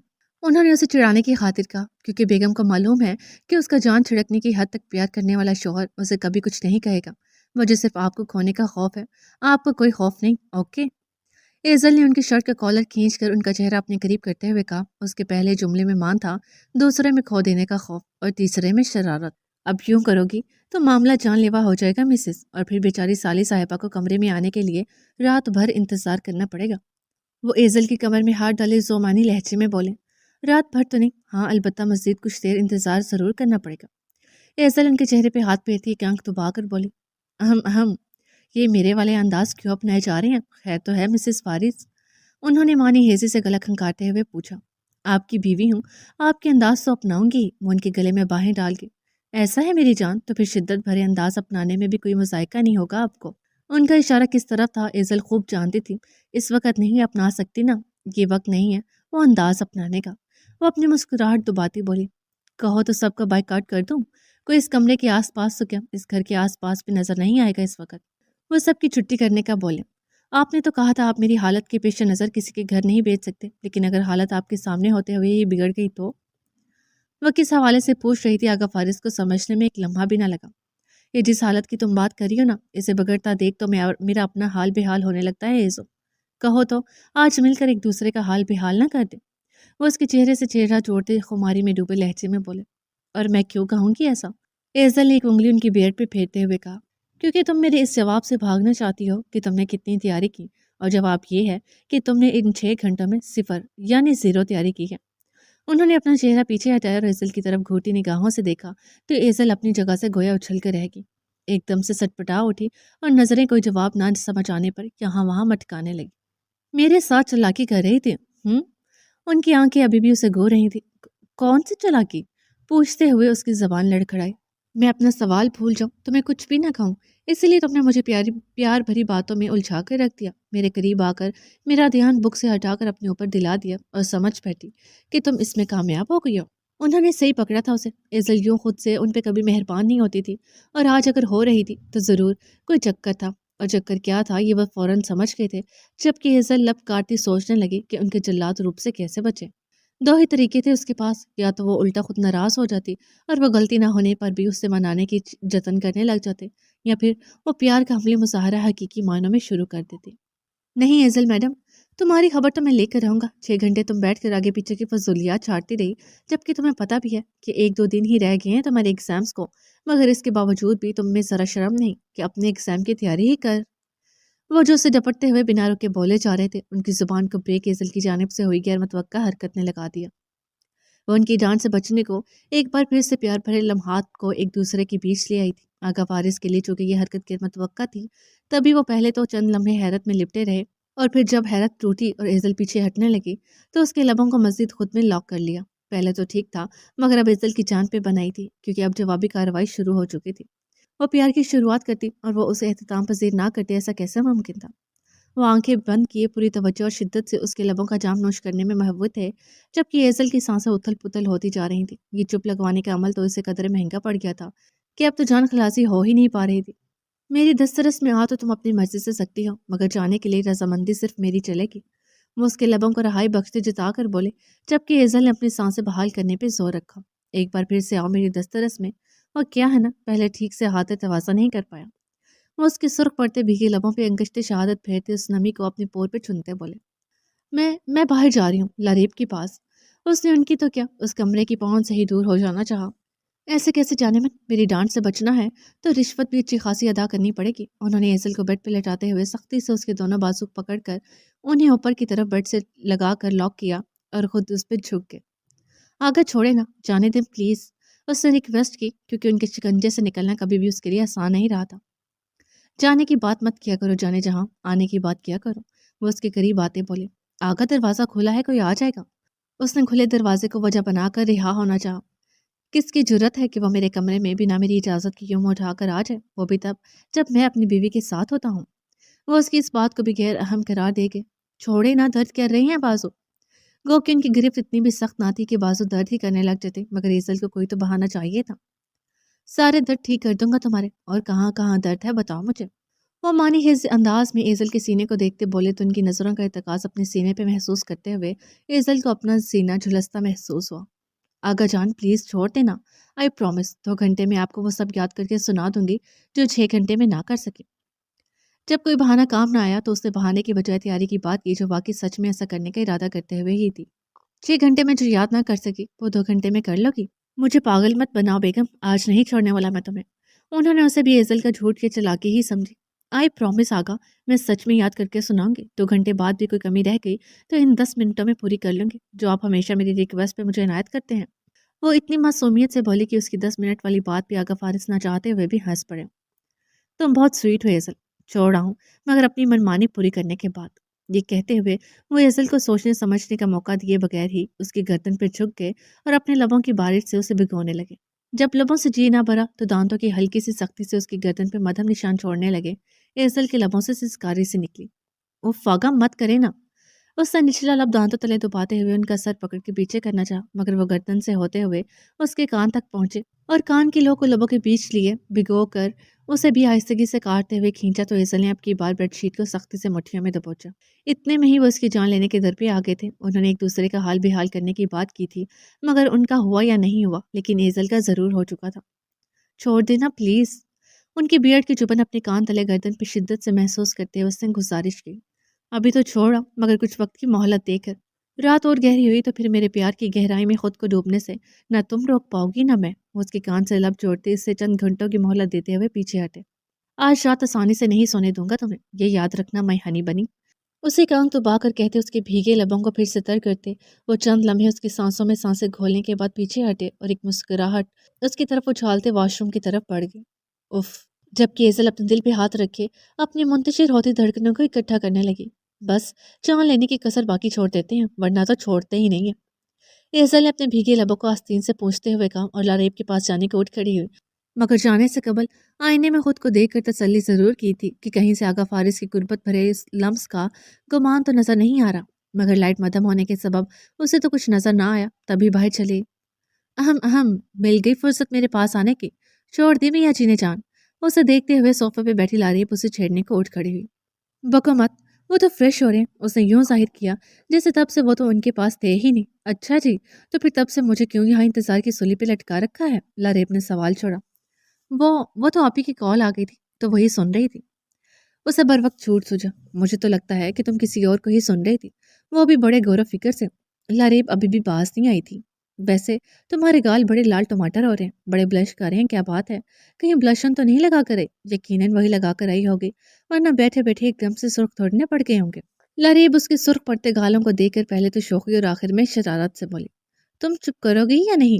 ایزل دانت پیستی بولی، یار بتا دو نا کیا کہا فارس بھائی نے، میں تمہاری دوست ہوں، مجھ سے تو مت شرماؤ۔ لاریب نے اسے ٹہوکا دیا، میں تمہارا سر پھاڑ دوں گی لاریب، تنگ مت کرو مجھے۔ ایزل اس کے پاس سے ہٹتی صوفے پہ جا بیٹھی، میں کہاں تنگ کر رہی ہوں؟ تنگ تو میرے جیجو نے کیا ہے تمہیں، وہ بھی چپکے چپکے۔ لاریب کی شوخیاں عروج پر تھیں۔ ہاں تو تمہیں کیا تکلیف ہے؟ اب کی ایزل سے چھوک کر بول اٹھی، میں تکلیف میں ہوں نہ ہوں، ہاں البتہ تم قدرے سکون میں نظر آ رہی ہو، لگتا ہے فارس بھائی نے اچھی خاصی سکون کی ڈوز دی ہے تمہیں۔ وہ پھر سے بولی تو اب کی بار ایزل نے پاس پڑا کشن اٹھا کر سیدھا اس کے منہ پہ دے مارا، مگر لاریب بر وقت چہرہ جھکا گئی اور کشن سر سے لگتا نیچے جا گرا۔ ایسا کچھ نہیں ہے، فضول بک بک مت کرو، کہا نا وہ تب سے شاور لے رہے ہیں اور میں تو آپ ہی کی کال سن رہی تھی، یقین کرنا ہے تو کرو، نہیں کرنا تو مت کرو میری بلا سے۔ اب کی ایزل نے ناک سکیڑتے ہوئے ہاتھ جھلا کر اسے دفع کیا۔ دل تو چاہتا ہے کہ یقین کر لو، مگر یہ آنکھیں یہ یقین کرنے کو راضی نہیں۔ اس کی اس بات پہ ایزل ٹھٹکی، کیا مطلب ہے اس بات کا؟ کہیں لا رہے بدتمیز نے کوئی تانکا جھانکی تو نہیں کی؟ ایزل کو شک گزرا، ایسا تھا تو وہ شرم سے پانی پانی ہو جاتی۔ اہم اہم مطلب یہ ہے کہ تمہاری سفید گردن پہ جو سرخ سے نشان ہے، یہ تو کوئی اور ہی کہانی سنا رہے ہیں۔ لاریب نے اس کی گردن کی طرف دیکھتے ہوئے اپنی مسکراہٹ دبا کر کہا تو ایزل نے ہڑبڑا کر فوراً سے قبل اپنی گردن پہ ہاتھ پھیرا، مگر اسے کہیں بھی کچھ محسوس نہ ہوا۔ کہو تو آئینہ دکھاؤں، وہ بھی قریب سے۔ لاریب فوراً اٹھی، لاریب میں تمہارا قتل کر دوں گی۔ ایزل شرم سے پانی پانی تو اب بھی ہو گئی تھی، مگر اپنی شرم پہ قابو پانے کو وہ الٹا لاریب پہ چڑھ دوڑی۔ مجھے کیوں مارو گی، وہ بھی بنا کسی قصور کے؟ ایک بے قصور کا خون بلا وجہ ہی اپنے ہاتھوں میں لینے کا سوچ رہی ہو؟ اگر کچھ سوچنا ہے تو یہ سوچے کہ انہیں چھپانا کیسے۔ ویسے یاد آیا، تم تو آپس سے بات کر رہی تھی اور تمہارے وہ تب سے شاور لے رہے ہیں، تو پھر یہ نشان کہاں سے آئے؟ لاریب دانستہ سوچنے والے انداز میں کنپٹی پہ انگلی رکھتے دستک دیتی بولی، لاریب۔ جبکہ ایزل دونوں ہاتھوں کی مٹھیاں پیستی دانت پیستی ہوئی چلائی، پھر میز پہ پڑا پانی سے بھرا شیشے کا بھاری جگ اٹھایا تو اب کی بار لاریب نے واقعی اپنی جان کی امان چاہی اور سٹ پر دوڑ لگا دی۔ آگے التمش مکرم کمرے میں داخل ہوئے تو نرمین بھی ابھی تک جاگ رہی تھی۔ انہیں دیکھتے ہی انہوں نے التمش کا پوچھا۔ ہاں، وہ مختصر جواب دے کر واپس لیٹ گئے۔ کیا بات ہے، اتنے اداس اور پریشان کیوں لگ رہے ہیں؟ کیا بات کی ہے اپنے التمش سے؟ پریشانی تو نہیں، ہاں البتہ اداسی بے تحاشا چھلک رہی تھی ان کے چہرے سے۔ تمہیں اندازہ تو ہوگا ہی کہ کون سی بات کرنے کے لیے اس کے انتظار میں بیٹھا ہوا تھا۔ انہوں نے کھل کر بات نہ بتائی۔ کیا کہا اس نے؟ نرمین نے پوچھا۔ کہتا ہے کہ اسے وقت چاہیے، ایک دم سے اتنا بڑا فیصلہ نہیں لے سکتا، خود کو سمجھانے کے لیے وقت درکار ہے اسے۔ انہوں نے جو بات اس پوری گفتگو میں اہم تھی جو التمش سے ان کی ہوئی، وہ نرمین کے گوش گزار دی۔ وقت تو آپ کو بھی درکار ہے مکرم۔ ان کی اداسی دیکھتے ہوئے نرمین نے کہا، اور شاید تمہیں بھی۔ وہ نرمین سے کہتے اداسی سے مسکرائے تھے۔ میں نے اس سے اتنا دل لگایا ہی نہیں مکرم کہ مجھے اتنا وقت درکار ہو۔ میرے وقت کی مدت آپ دونوں کے وقت کی نسبت قدرے کم ہوگی۔ ہاں مگر ٹھیک کہا آپ نے، وقت تو مجھے بھی درکار ہے۔ نرمین بھی اب کے اداس دکھائی دیتی تھی۔ خیر یہ باتیں ہم صبح بھی کر لیں گے، ابھی اب سو جائے۔ نرمین جانتی تھی کہ سوچتے رہیں گے تو جاگتے رہیں گے، انہیں بار بار بول کر ہی سلانے کی طرف لانا پڑے گا۔ سو ہی رہا ہوں۔ وہ اپنی سائڈ کا لیمپ آف کرتے جو نرمین نے جلا رکھا تھا ان کے برابر لیٹ کے آنکھیں بند کر لی، مگر سوچے ابھی بھی بیدار تھی۔ رات کے 12:30 بج رہے تھے اور ایزل کو نیند نہیں آ رہی تھی۔ آقا فارس لیپ ٹاپ لیے اپنا کام کرنے میں مصروف تھے اور اسے بھوک ستا رہی تھی۔ اس وقت تو مینا بھی سو چکی ہوتی تھی، ایزل کو خود ہی اٹھنا تھا۔ آج اس نے سوچا تھا کہ جلد سو جائے گی تاکہ آقا فارس کی ان شدتوں سے بچ جائے جو شام میں انہوں نے اس کی گردن اور لبوں پہ ثبت کی تھی۔ انہوں نے کہا تھا کہ آج رات اتنی آسانی سے نہیں سونے دوں گا، جبکہ وہ کب سے سونے کے لیے لیٹی ہوئی تھی، مگر ان کی طرف سے رومانس کے کوئی آثار نظر نہیں آ رہے تھے۔ یعنی یا تو وہ بھول چکے تھے، یا پھر کام زیادہ ضروری تھا، یا پھر ایزل کو بخش دیا تھا۔ جو بھی تھا، پر ایزل نے تو شکر ہی کیا تھا کہ ان کی طرف سے کوئی جسارت نہیں ہوئی تھی۔ وہ انہیں ایسے ہی کام کرتا چھوڑ اٹھی اور جوتا پہنے کھڑی ہوگی۔ کہاں جا رہی ہو؟ اسے بیڈ سے اترتا دیکھ کے وہ بنا اس کی طرف دیکھے مصروف سے انداز میں پوچھنے لگے۔ کچھ کھانے کے لیے لینے جا رہی ہوں، بھوک لگی ہے، اس نے بتایا۔ ایک تو تمہاری بے وقت کی بھوک، تم رکو میں لے کر آتا ہوں۔ انہوں نے اسے روک کر خود اٹھنا چاہا۔ نہیں، میں لے آؤں گی، ویسے بھی آپ کون سا سیڑھیاں اترنی پڑتی ہیں، کمرے سے نکل کر ساتھ ہی تو کچن ہے، آپ بیٹھ جائیں۔ ایزل نے انہیں منع کر دیا اور وہ منع بھی ہو گئے۔ اچھا بابا جاؤ، دھیان سے جانا۔ عادت کے تحت انہوں نے دوسرا جملہ ادا کیا اور پھر سے کام میں مصروف ہو گئے۔ کچھ دیر بعد ہی ایزل پلیٹ اٹھائے چلی آئی۔ ویسے ایک بات تو بتاؤ ایزل، یہ تمہارا پیٹ ہے، یہ کنواں جو ہر وقت اس میں کچھ نہ کچھ بھرتی ہی رہتی ہو؟ انہوں نے ایزل کو چاکلیٹ پیسٹریز کی پلیٹ لیے بھر بھر کر کھاتے اندر آتا دیکھ کر پوچھا۔ مجھے کوئی شوق نہیں ہے ہر وقت بلا وجہ ٹھونستے رہنے کا، اس کنویں پہ جس نے ملکے جمع رکھی ہے اس کی خاطر اسے بھرتی رہتی ہوں۔ وہ ناک پھلا کر جواب دیتی پلیٹ ٹیبل پہ رکھے صوفے پہ برجمان ہوتی دل جمعی سے کھانے لگی۔ اور کس نے ملکے جمع رکھی ہے اس کنویں پہ؟ آغا فارس نے دلچسپی سے پوچھا۔ آپ کی بھوکی اولاد نے، وہ اپنا من پسند جواب دیتی چاکلیٹ سے بری انگلیاں چاٹنے لگی۔ تمہیں کتنی بار کہا ہے کہ میری اولاد کو بھوکا مت کہا کروں، معلوم ہے مجھے۔ وہ ان کی بات بیچ میں ٹوکتی بولی۔ جب پتا ہے تو بولتی کیوں ہوں؟ انہوں نے ایک ابرو جھکا کر استفسار کیا۔ کیونکہ مجھے سچ بولنے کی عادت ہے، مگر آپ کو سچ برداشت نہیں ہوتا تو میں کیا کر سکتی ہوں؟ وہ بنا ان کی طرف دیکھے اپنا پسندیدہ کام میں مشغول بولی۔ اتنی تم صداقت پسند، وہ بڑبڑائے۔ اف، یہ بہت مزے کا ہے آقا۔ وہ مزے سے آنکھیں بند کی انگشت شہادت اور انگوٹھے کو ملا کر بولی۔ بس ہو گئی شروع اس کی میٹھے کی کریونگ۔ انہوں نے اب غور کیا تھا کہ وہ میٹھے کی پلیٹ لیے بیٹھی ہے۔ آپ کھائیں گے کیا؟ اس سے انہیں بھی صلہ مارنی چاہیے۔ نہیں، یہ کام تم ہی کرو۔ انہوں نے صاف انکار کیا۔ آگا کیا ہے، کبھی تو کھا لیا کریں، اتنا دور دور کیوں رہتے ہیں میٹھے سے؟ پہلے تو پھر بھی کھا لیتی تھی، اب بالکل ہی چھوڑ دیا ہے۔ وہ چڑھ کر بولی۔ آغا فارس کو شروع سے ہی میٹھا کچھ خاص پسند نہیں تھا۔ گھر میں بھی شروع سے ہی ہر کھانے کے ساتھ سویٹ ڈش لازمی ہوتی تھی، مگر وہ اسے کھانے سے گریز ہی کرتے تھے۔ کبھی شائستہ اگر خاص طور پہ بناتی تو وہ کھا لیتے، یا بیزل کبھی میٹھے میں کچھ بناتی تو اس کی خاطر، مگر زیادہ نہیں کھاتے تھے۔ کس نے کہا میں میٹھے سے دور رہتا ہوں؟ روز تمہارے پاس ہی تو ہوتا ہوں، وہ شریر پن سے بولے۔ اور میں کون سا والا میٹھا ہوں؟ لمحے بھر کو کھانے سے ہاتھ روکے ایزل نے دلچسپی سے پوچھا۔ وہ میٹھا جس کی مٹھاس ایک بار اس زبان کو چھو جائے تو پھر اس مٹھاس کا ذائقہ زبان کے ساتھ ساتھ دل و دماغ پہ ہی نہیں بلکہ پورے وجود میں گھل کے ایک لمبے عرصے تک تازہ رہتا ہے۔ وہ ایزل کے چاکلیٹ سے بھرے لبوں کو گہری نگاہوں سے دیکھتے بولے تو ایزل جھیم کر نظریں جھکا گئی۔ ایزل، مجھے بھی کھلاؤ نا، انہوں نے فرمائش کی جبکہ ایزل چونکی۔ لیکن ابھی تو آپ نے کہا تھا کہ آپ کو نہیں کھانا، وہ حیران ہوئی۔ میں اس میٹھے کی بات نہیں کر رہا، وہ بولے مگر دل ہی دل میں، کیونکہ اگر زبان سے بولتے تو یہ سن کر وہ کبھی ان کے پاس نہ آتی۔ مگر اب تمہیں دیکھ کر میرا بھی دل کر آیا ہے، جلدی سے لے آؤ، بہت شدت والی کریونگ ہونے لگی ہے مجھے بھی۔ وہ بھی صبری سے بولے۔ آپ کو تو میٹھا پسند نہیں اور اب ایک دم سے کریونگ ہونے لگی؟ اہم اہم، کہیں آپ بھی تو۔ وہ انہیں تنگ کرنے کو بولتے جملہ دانستہ ادھورا چھوڑ کے۔ استغفر اللہ، تم بھی نہ پوری پاگل ہو۔ انہوں نے مسکراتے ہوئے اسے گھورا۔ اچھا لا رہی ہوں، مگر تھوڑی سی ہی دوں گی، پہلے ہی میرے پاس کم ہے۔ وہ پلیٹ میں 3 پیسٹریز لے بیٹھی تھی اور کہہ رہی تھی کہ کم ہے، کنجوس کہیں گی۔ وہ اس کی منہ تک بھری پلیٹ کو دیکھ کر ہولے سے بولے۔ آ کریں۔ ایزل آدھی پیسٹری لی ان کے پاس آئی اور انہیں منہ کھولنے کا بولی، جبکہ آقا فارس نے لیپ ٹاپ سائڈ پہ رکھا اور اس کا ہاتھ پکڑ کے اسے کے منہ کے سامنے کر ڈالا۔ پیسٹری سیدھا ایزل کے منہ میں چلی گئی اور وہ بھرے منہ کے ساتھ بول بھی نہ سکی کہ یہ کیا تھا، کھانا خود تھا، مجھے کیوں کھلا دیا؟ اس سے پہلے کہ تم پوچھو میں خود بتا دیتا ہوں۔ انہوں نے اسے ایک جھٹکے سے اپنی طرف کھینچ کر بیڈ پہ چت لٹا دیا اور خود اس پہ آ گیا۔ میرے لیے یہی کافی ہے، وہ مانی خیزی سے بولے۔ اس سے قبل کہ ایزل ان کی بات کا مطلب سمجھ تھی، وہ اس پہ جھکے اس کے ہونٹوں کی مٹھاس کو اپنے اندر گھولنا شروع ہو گئے۔ ایزل کو ان کی بات کا مطلب سمجھ میں آیا تو ایک جھٹکا سا لگا۔ اس نے ایک ہاتھ سے انہیں پیچھے ہٹانا چاہا کیونکہ دوسرا ہاتھ تو اس کا چاکلیٹ سے بھرا ہوا تھا، انہیں لگاتی تو شرٹ بھر جاتی۔ وہ نہ صرف چاکلیٹ کا میٹھا پن اپنے اندر بھر چکے تھے بلکہ اس کے ہونٹوں کی مٹھاس کا بھی بھرپور فائدہ اٹھا رہے تھے۔ تم پوچھتی ہو نا کہ میں نے میٹھا کم کیوں کر دیا ہے، تو اس کا جواب یہ ہے کہ جب میرے لب مٹھاس سے بھرے اس وجود کو چکھتے رہیں گے تو پھر دوسرے میٹھے کو کون پاگل منہ لگائے گا؟ میرے اندر میٹھے کی زیادتی ہی نہ ہو جائے، اس لیے صرف اسی پہ اکتفا کرتا ہوں۔ اس لیے اب تمہیں گلا نہیں ہونا چاہیے کہ میں میٹھا کم کیوں کھاتا ہوں۔ خوبصورتی اور تفصیل سے جواب دینے کے بعد وہ ایزل کو چپ لگا گئے تھے، بلکہ چپ تو وہ اسے چکھتے ہوئے ہی لگا چکے تھے۔ بہت گندے ہیں آپ، वो नरूठे पन से बोली, गंदा क्यों? इतने अच्छे काम तो करता हूँ, मीठा खाने से मैं गंदा कैसे हो गया? वो उसकी रूठी हुई सूरत और बात से महसूस होते बोले, मीठा खाते और खून पीते हैं। उसका अंदाज हनोस वही था। तुम जो दिन रात मेरा खून चूसती हो उसका क्या? खैर, मैंने कब पिया खून? खाम खा के इल्जाम क्यों लगाती हो मेरी जान? वो उसके गाल को सहलाते बोले, ये इतनी चुन्नी सी आंखें अल्लाह ने आपको सिर्फ घूरने के लिए नहीं दी, इन्हें गौर करने के लिए भी इस्तेमाल कर लिया करें। एजल ने उनकी आंखों को पॉइंट किया। दिन रात गौर ही तो करता हूँ, और वो भी कोई ऐसा वैसा, और इसमें मेरा क्या कसूर जो अल्लाह ने मुझे तुम्हारी जैसी मोटी मोटी आंखें नहीं दी? वो उसे गहरी निगाहों से देखते, गाल से सरकते हाथ को सीने तक ले जाते बोले, यहाँ वहाँ गौर करने की बजाय मेरी बात पे गौर करें तो समझ आ जाएगी कि मैं इल्ज़ाम नहीं लगा रही, आपकी करतूतों को बिल्कुल सही पॉइंट किया है। वो उनका हाथ रोक के पीछे हटा गई। तुमने मुझ पे खून पीने का इल्ज़ाम लगाया, मैं कोई वेम्पायर हूँ जो तुम्हारा खून? एक मिनट, तुम अपने खून की बात कर रही हो?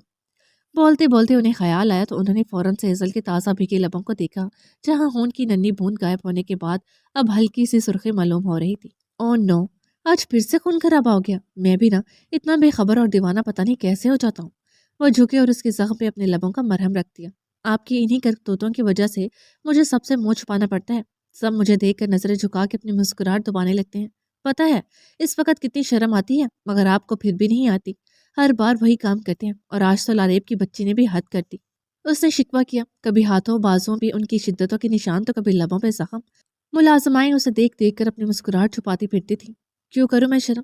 सारी जिंदगी शर्म कर करके हसरतों के साथ ही मर जाऊं, और तुम्हें क्यों आती है शर्म? शोहर हूं ना मैं तुम्हारा, कोई गैर तो नहीं जो सबसे नजरें चुराती रहो। मेरा जो जी चाहेगा, जैसे जी चाहेगा मैं करूंगा। जिसे जो नजर आता है आने दो, आई डोंट केयर। आगा फारिस कतई लहजे में बोलते उस पर वाज़ह करने लगे कि उन्हें अपनी ऐसी हरकतों पे कोई शर्मिंदगी नहीं, जो देखता है देखे, कोई परवाह भी नहीं। ठीक है, मत करे शर्म, मगर अपनी सख्ती पे इतना तो काबू कर लिया करें कि आपकी शिद्दतों के आसार मुझ पे दिखाई ना दें। सब कुछ इसी कमरे की हद तक ही महदूद रहे। उसने नरम पड़ते हुए गुजारिश की, सॉरी जानो, ये मेरे बस में नहीं। तुम्हारी गुर्बत पे मेरा काबू में रहना बहुत मुश्किल है। तुम्हें अपने करीब पाके आउट ऑफ कंट्रोल होने का मुझे पूरा हक है। वो उसकी नाक से नाक जोड़ के बोले, और वैसे भी मैं चाहता हूँ कि मैं जब जब तुम्हारे इस कदर पास आऊँ तो मेरी दीवानगी तुम पे गहरी छाप छोड़ा करे। अब इस छाप को दूसरों से छुपाना तुम्हारा मसला है, मेरा काम तो बस इस मसले को पैदा करना है। वो उसकी निचले होंठ के जख्मी कोने को छूकर खुमारी से बोले, आप अपना वो काम करे जो कर रहे थे, मुझे उठने दे। उसने लैपटॉप की तरफ इशारा करते हुए कहा, और उठना चाह। मैं तो अपने हिस्से का मीठा चख रहा था। वो उसके इशारे को नजरअंदाज किए बोले, चख लिया, अब छोड़े मुझे और जाने दे। एजल ने बेबसी से टेबल पे पड़ी पेस्ट्रीज को देखते हुए कहा, अच्छा भला वहां बैठकर सुकून से खा रही थी, मत मारी गई थी जो यहाँ आकर फंस गई। इतने से मीठे से मेरा क्या बनेगा? वह बेचारगी से बोली, आप तो वैसे भी कम खाते हैं, सो जाने दे मुझे। उसने उठना चाहा, मगर वो काबिज हुए बैठे थे। मगर मैं सोच रहा हूँ कि मीठे से दूर रहने वाला तुम्हारे शिकवा में आज पूरी तरह खत्म किए देता हूँ। वो फिर मानी खेजी से बोले, जबकि इस बार एजल ने लब भींचते हुए आंखें बंद कर ली, मगर उसकी आंखें तब झटके से खुल गईं जब उसने आगा फारिस को अपने लबों के बजाय उंगलियों पर ठहरता पाया। वो उसकी चॉकलेट से भरी उंगलियों को होंठों के बीच लिए उन पर से चॉकलेट के नामो निशान मिटाते जा रहे थे, जबकि उनकी गर्म जुबान की नमी से हेजल को अपनी उंगलियां तो क्या, पूरे का पूरा हाथ झुलसता महसूस होने लगा। आगा प्लीज छोड़ देना, उसने जबत से आंखें मीचते हुए कहा, मगर अभी एक उंगली बाकी थी। क्यों छोड़ दूं? कहा था ना, रात गहरी हुई तो फिर मेरे प्यार की गहराई में डूबने से न तुम खुद को रोक पाओगी, न ही मैं, और ये भी कि आज इतनी आसानी से सोने नहीं दूंगा तुम्हें। उन्होंने उसे शाम में कही अपनी बातें याद दिलाई, और फिर वही अमल उसकी आखिरी उंगली के साथ भी दोहराया, और फिर आगे होकर एजल के होंठों पे झुक गए। एजल की बंद आंखें एकदम से खुली, यानी एक तरफ से रिहाई तो दूसरी तरफ से कैद। ये शख्स कब उसे करीब पाके खुद पे जबर रखेगा? हर बार ही जज्बात के हाथों में चढ़ जाता था। उसने उनको खुद से परे हटाना चाहा, अब की बार दोनों हाथों का इस्तेमाल किया था कि दूसरा हाथ भी वो साफ कर चुके थे। वो मुज़ाहमत कर रही थी और वो छोड़ने के मूड में नहीं थे, मगर इस बार उनके अंदाज में शिद्दत नहीं थी, दीवानगी नहीं थी। शायद उसके जख्मी होंठ का ख्याल किया जा रहा था, प्यार से उस पर अपने होंठों का मरहम रखा जा रहा था। आगा बस कर देना। अपने लबों पे उनकी नरम गिरफ्त पाकर वो बोली, जब तुम इतने प्यार से कहती हो ना कि आगा बस कर दे, तो कसम से दिल और भी शिद्दत से तुम्हें खुद में समा लेने को चाहता है। वो उसके दोनों हाथों पे अपनी गिरफ्त बढ़ाते बोले, और उसकी गर्दन पे जा बजा अपनी शिद्दतों के निशान छोड़ने लगे, जबकि एजल समझ गई कि उनके इस बार का इशारा इस तरफ है कि वो दोबारा उन्हें बस करने का ना कहे, वरना उनकी शिद्दत में मजीद इजाफा हो जाएगा। बस करने का कहती तो भी वो अपनी मन मर्जी करते, और ना कहती तब तो लाजमी करते। वो करती तो क्या करती? आगा मेरे हाथ दुख रहे हैं। हाथ छुड़वाने का बहाना बनाया गया। सॉरी जानम। انہوں نے سوری کہتے ہوئے اس کے ہاتھ چھوڑ کر اس کی کلائیوں کو اپنی مضبوط ہاتھوں کی پناہ میں لے لیا تو ایزل بیچار کی بھری سانس خارج کر کے رہ گئی کہ کوئی فائدہ نہیں ان بہانوں کا، بہت زوروں کی نیند آ رہی ہے آگا۔ مگر پھر بھی اس نے ایک اور بہانہ بنایا، تمہاری نیند بھگانے کا بندوبست ہی تو کر رہا ہوں میری جان۔ اس کی گردن سے چہرہ اٹھا کر اس کے چہرے پہ انگشت شہادت پھیرنے کے دوران مانی خیزی سے ایک آنکھ دبا کر کہتے وہ اس کے پیٹ تک چلے آئے۔ دھیرے سے اس کی شرٹ اٹھا کر اس کے پیٹ پہ ہاتھ پھیرا تو ایزل کی گویا جان لبوں پہ آ کر اٹک گئی۔ اس سے شرم کے مارے زور سے آنکھیں میچ لی، کیونکہ اس سے آگے وہ کیا کرنے والے تھے کہ وہ بخوبی جانتی تھی۔ کیا کر رہے ہو بابا کی جان؟ کب تک چھپ کر بیٹھے رہو گی یہاں؟ اب جلدی سے باہر آ بھی جاؤ نا، بابا بہت شدت سے انتظار کر رہے ہیں آپ کا۔ وہ ایزل کے دودھ یا ملائم پیٹ پہ انگلیاں دائرے کی صورت میں ہولے ہولے سرکاتے اس کے اندر پلتے ننھے وجود سے بولے۔ ایزل نے اپنی شرم کے مارے کشن اٹھا کر چہرہ اس میں چھپا لیا۔ جلدی سے آ جاؤ تاکہ آپ کی ماما کا مجھ سے رات بھر جگائے رکھنے کا شکوہ ختم ہو جائے، کیونکہ پھر یہ کام آپ کو کرنا ہے۔ وہ چہرہ چھپائے لیٹی ایزل کو دیکھ کر ہلکا سا ہنسے تھے۔ آگا تنگ مت کرے نا، ایزل نے کشن کے اندر سے ہی کہتے ہوئے دوسرے ہاتھ سے اپنی شرٹ نیچے کرنی چاہی، مگر آقا فارس نے اس کا ہاتھ پکڑ کے اس کوشش کا ناکام بنا دیا۔ وہ ایزل کو مزید تنگ کرنے لگے تو اب کی ایزل نے کشن ذرا سے سرکا کر انہیں گھورا۔ جان ویٹ، ہلنا مت۔ وہ اٹھنے کو تھی جب انہوں نے چونکتے ہوئے اسے دیکھا اور فوراً سے اسے اٹھنے سے روکا۔ I can feel my baby۔ وہ خوشگوار حیرت لیے بولے، یہ دیکھو دیکھو ذرا، میں اسے محسوس کر سکتا ہوں۔ وہ کسی چھوٹے بچے کی طرح اس کے پیٹ پہ ٹھہرے اپنے ہاتھ پہ ہلکی ہلکی دھک دھک جیسے جنبش محسوس کرتے بولے تو ایزل ان کی خوشی پہ اندر ہی اندر ہنس اٹھی، کیونکہ وہ تو اب یہ تقریباً روز ہی محسوس کرتی تھی۔ لگتا ہے یہ بھی اپنے بابا کے پاس آنے کو بے چین ہے، شاید یہ بھی مجھ سے باتیں کرنا چاہتا ہے۔ اور واقعی کسی بچے کی طرح خوش ہو رہے تھے۔ ایسا کچھ بھی نہیں، خواہ خوش فہمی مت پالیں۔ ایزل نے ان کا ہاتھ ہٹانا چاہا۔ اوہ فیصل، مجھے کچھ دیر اور اسے محسوس کرنے دو نا۔ کیوں چھین رہی ہے مجھ سے اس کے ہونے کا احساس؟ آغا فارس کے لہجے میں گزارش بھی تھی اور شکوہ بھی، جس پہ ایزل نے ہاتھ واپس کھینچ لیا۔ یہ تمہیں کک کر رہا ہے؟ تم جب اسے محسوس کرتی ہو تو کیا تمہیں درد ہوتا ہے ایزل؟ انہیں ایک دم سے خیال آیا تھا، کبھی کبھی اس نے سچ ہی بولا تھا، اور اس وقت انہیں اس کے درد کی فکر جاگی۔ وہ ان کے ہاتھ پہ اپنا ہاتھ رکھتی بولی اور انہوں نے جھک کر اس کا ہاتھ چوم لیا۔ بہت خوبصورت احساس ہے یہ ایزل، اتنا خوبصورت کہ میں بتا نہیں سکتا۔ وہ اپنی خوشی کا اظہار کرنے لگے۔ آپ اسے میرے اندر محسوس کر کے اتنا خوش ہو رہے ہیں تو سوچیں میں کتنا خوش ہوتی ہوں گی اسے اپنے اندر پلتا محسوس کر کے۔ میں پہلے بہت ڈرتی تھی آغا، اس نے مجھے ہر لمحہ ڈرائے رکھا، مگر اب کسی کی پرواہ نہیں مجھے۔ اب میں بھی چاہتی ہوں کہ ہمارا بچہ جلد اس دنیا میں آ جائے۔ میں خود سے زیادہ آپ کو اس کے ساتھ دیکھنا چاہتی ہوں، کیونکہ مجھ سے زیادہ آپ اس کے آنے کے منتظر ہیں۔ ایزل ان کے ہاتھ کی پشت کو اپنی پوروں سے سہلاتی بولی۔ وہ واقعی ڈرتی تھی اس بچے کی دنیا میں آنے سے کہ اگر کسی کو اندر کے راز کا پتہ چل گیا تو، مگر اب وہ صرف یہ سوچتی تھی کہ یہ بچہ جب اس کی باہوں میں آئے گا اور وہ ماں کے رتبے پہ فائز ہو جائے گی تو کیسا محسوس کرے گی۔ وہ بھی گن گن کر دن کاٹ رہی تھی۔ جب میں ہوں تمہارے ساتھ تو تمہیں کسی کی پرواہ کرنے کی ضرورت ہے بھی نہیں، سب اچھا ہوگا انشاءاللہ۔ انہوں نے ایزل کو بھی فکر کرنا چاہا آنے والے وقت سے، جس میں وہ اپنے اور اس کے لیے سب اچھا ہی گمان رکھتے تھے۔ تمہیں نیند آ رہی تھی نا، تو چلو اب سوتے ہیں۔ یہ غیر متوقع ہی تھا کہ اتنی جلدی چھوٹ مل گئی تھی۔ اور بابا کی جان، اب آپ بھی سو جاؤ، بہت کھیل کود کر لیا آپ نے بھی۔ وہ بچے سے کہتے اس کے پیٹ پہ ایک پیار بھرا بوسہ دیتے شرٹ نیچے کر کے، جبکہ ایزل ایک بار پھر شرم سے پانی پانی ہوئی۔ شرم تو نہیں آتی آپ کو آگا؟ جو منہ میں آتا ہے بولتے رہتے ہیں۔ ان کا جو دل کرتا تھا بول جاتے تھے، جبکہ ایزل کا مارے شرم کے برا حال ہو جاتا تھا۔ ابھی تو بہت کچھ ایسا ہے آگا کی جان جو منہ میں آتا ہے تو واپس نکل جاتا ہوں، صرف تمہارا خیال کرتا ہوں، ورنہ میرے الفاظ بہت بے لگام ہیں۔ جس دن لگام چھوٹ گئی تو پکڑ میں آنا مشکل ہو جائے گی، اور اس دن تمہارے کانوں سے پکا دھواں نکلیں گے۔ وہ اس کے دل کے عین مقام پہ اپنی پانچوں پوروں کو سہلاتے بولے تو تب تو کیا، لفظوں کے ساتھ لمس پہ بھی ایزل کو اپنے کانوں سے دھوئے نکلتے محسوس ہوئے۔ آگا پلیز بس کرتے ہیں اب کی ایزل نے رونے والی صورت بناتے ہوئے کہا تو انہوں نے اس کی حالت پہ رحم کھاتے ہوئے اپنا ہاتھ واپس کھینچ لیا۔ اوکے اوکے بیگم، کر دی بس۔ انہوں نے دونوں ہاتھ اوپر اٹھا کر کہا، بہت بے شرم ہیں آپ۔ وہ انہیں گھورتی ہوئی خود بھی اٹھ بیٹھی۔ جانم یہ اٹھنے کا نہیں بلکہ لیٹنے کا ٹائم ہے، لیٹی رہو نا۔ انہوں نے ایک آنکھ دباتے ہوئے کہا، آپ باز نہیں آئیں گے نا؟ ایزل نے پاس پڑا کشن اٹھا کر انہیں مارنا چاہا۔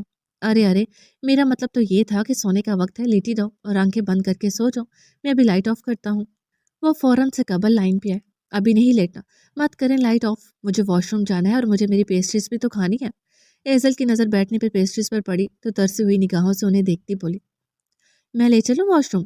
کہو تو مل کر بار ٹب میں آگا۔ وہ ایزل کو ٹہوکا دے کر چھیڑتے ہوئے ادھورا جملہ بولے جب ایزل نے چلاتے ہوئے ان کے بال مٹھی میں بھر لیے۔ ابھی نکالتی ہوں آپ کا سارا رومانس۔ وہ دوسری مٹھی کبھی بالوں سے بھر گئی۔ معاف کر دو یار، غلطی سے منہ سے نکل گیا، پلیز چھوڑ دو، پہلے ہی سر پہ 2 بال ہی رہ گئے ہیں۔ انہوں نے ہاتھ جوڑے اور اچھے خاصے گھنے براؤن ریشمی بالوں والے سر کو گنجا قرار دے ڈالا۔ آج کے بعد منہ سے غلطی سے بھی ایسا کچھ نکلا تو آپ کو اسی بات اب کے حوالے کر کے دروازہ لاک کر دوں گی، پھر کرتے رہیے گا اکیلے ہی حسرتیں پوری۔ وہ ان کے بالوں کو آزاد کرتی دھمکی لگا کر بیڈ سے اتر گئے۔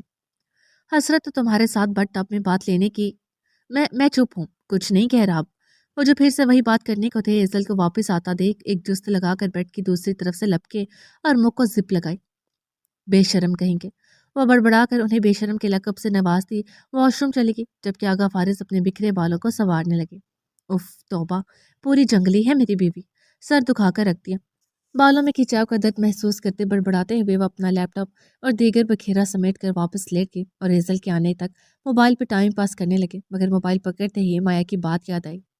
بھول جاؤ گے تو کال کر کے یاد ضرور دلاؤں گی۔ موبائل پکڑتے ہی یہ بات یاد آئی تو باقی سب باتیں بھی سماعتوں میں باز گشت کرنے لگی۔ ایک سے زیادہ راز ہے میرے پاس، ایک وہ ہے جو تم چھپا رہے ہو اور ایک وہ ہے جو تم نہیں جانتے۔ وہ اور جاننے کے لیے تمہیں کل میرے ٹھکانے پر آنا پڑے گا، انتظار کروں گی میں تمہارا۔ کون سا راز ہے جو میں چھپا رہا ہوں مگر وہ جانتی ہے؟ آغا فارس نے دوسرے راز کی بجائے یہ سوچنا چاہا کہ جو راز وہ چھپا رہے ہیں وہ مایا کیسے جانتی ہے، اور وہ راز آخر ہے کون سا؟ ایسا کوئی راز ہے ہی نہیں۔ یہ عورت صرف مجھے بے وقوف بنا رہی ہے، مگر میں اس کی باتوں میں آنے والا ہرگز نہیں۔ اگلے ہی لمحے انہوں نے اس کی باتوں کو اپنے ذہن سے جھٹک دیا اور موبائل استعمال کرنے لگے۔ وہ اس کی باتوں اور اس کی ذات کو بالکل بھی اہمیت نہیں دینا چاہتے تھے۔ جاری ہے۔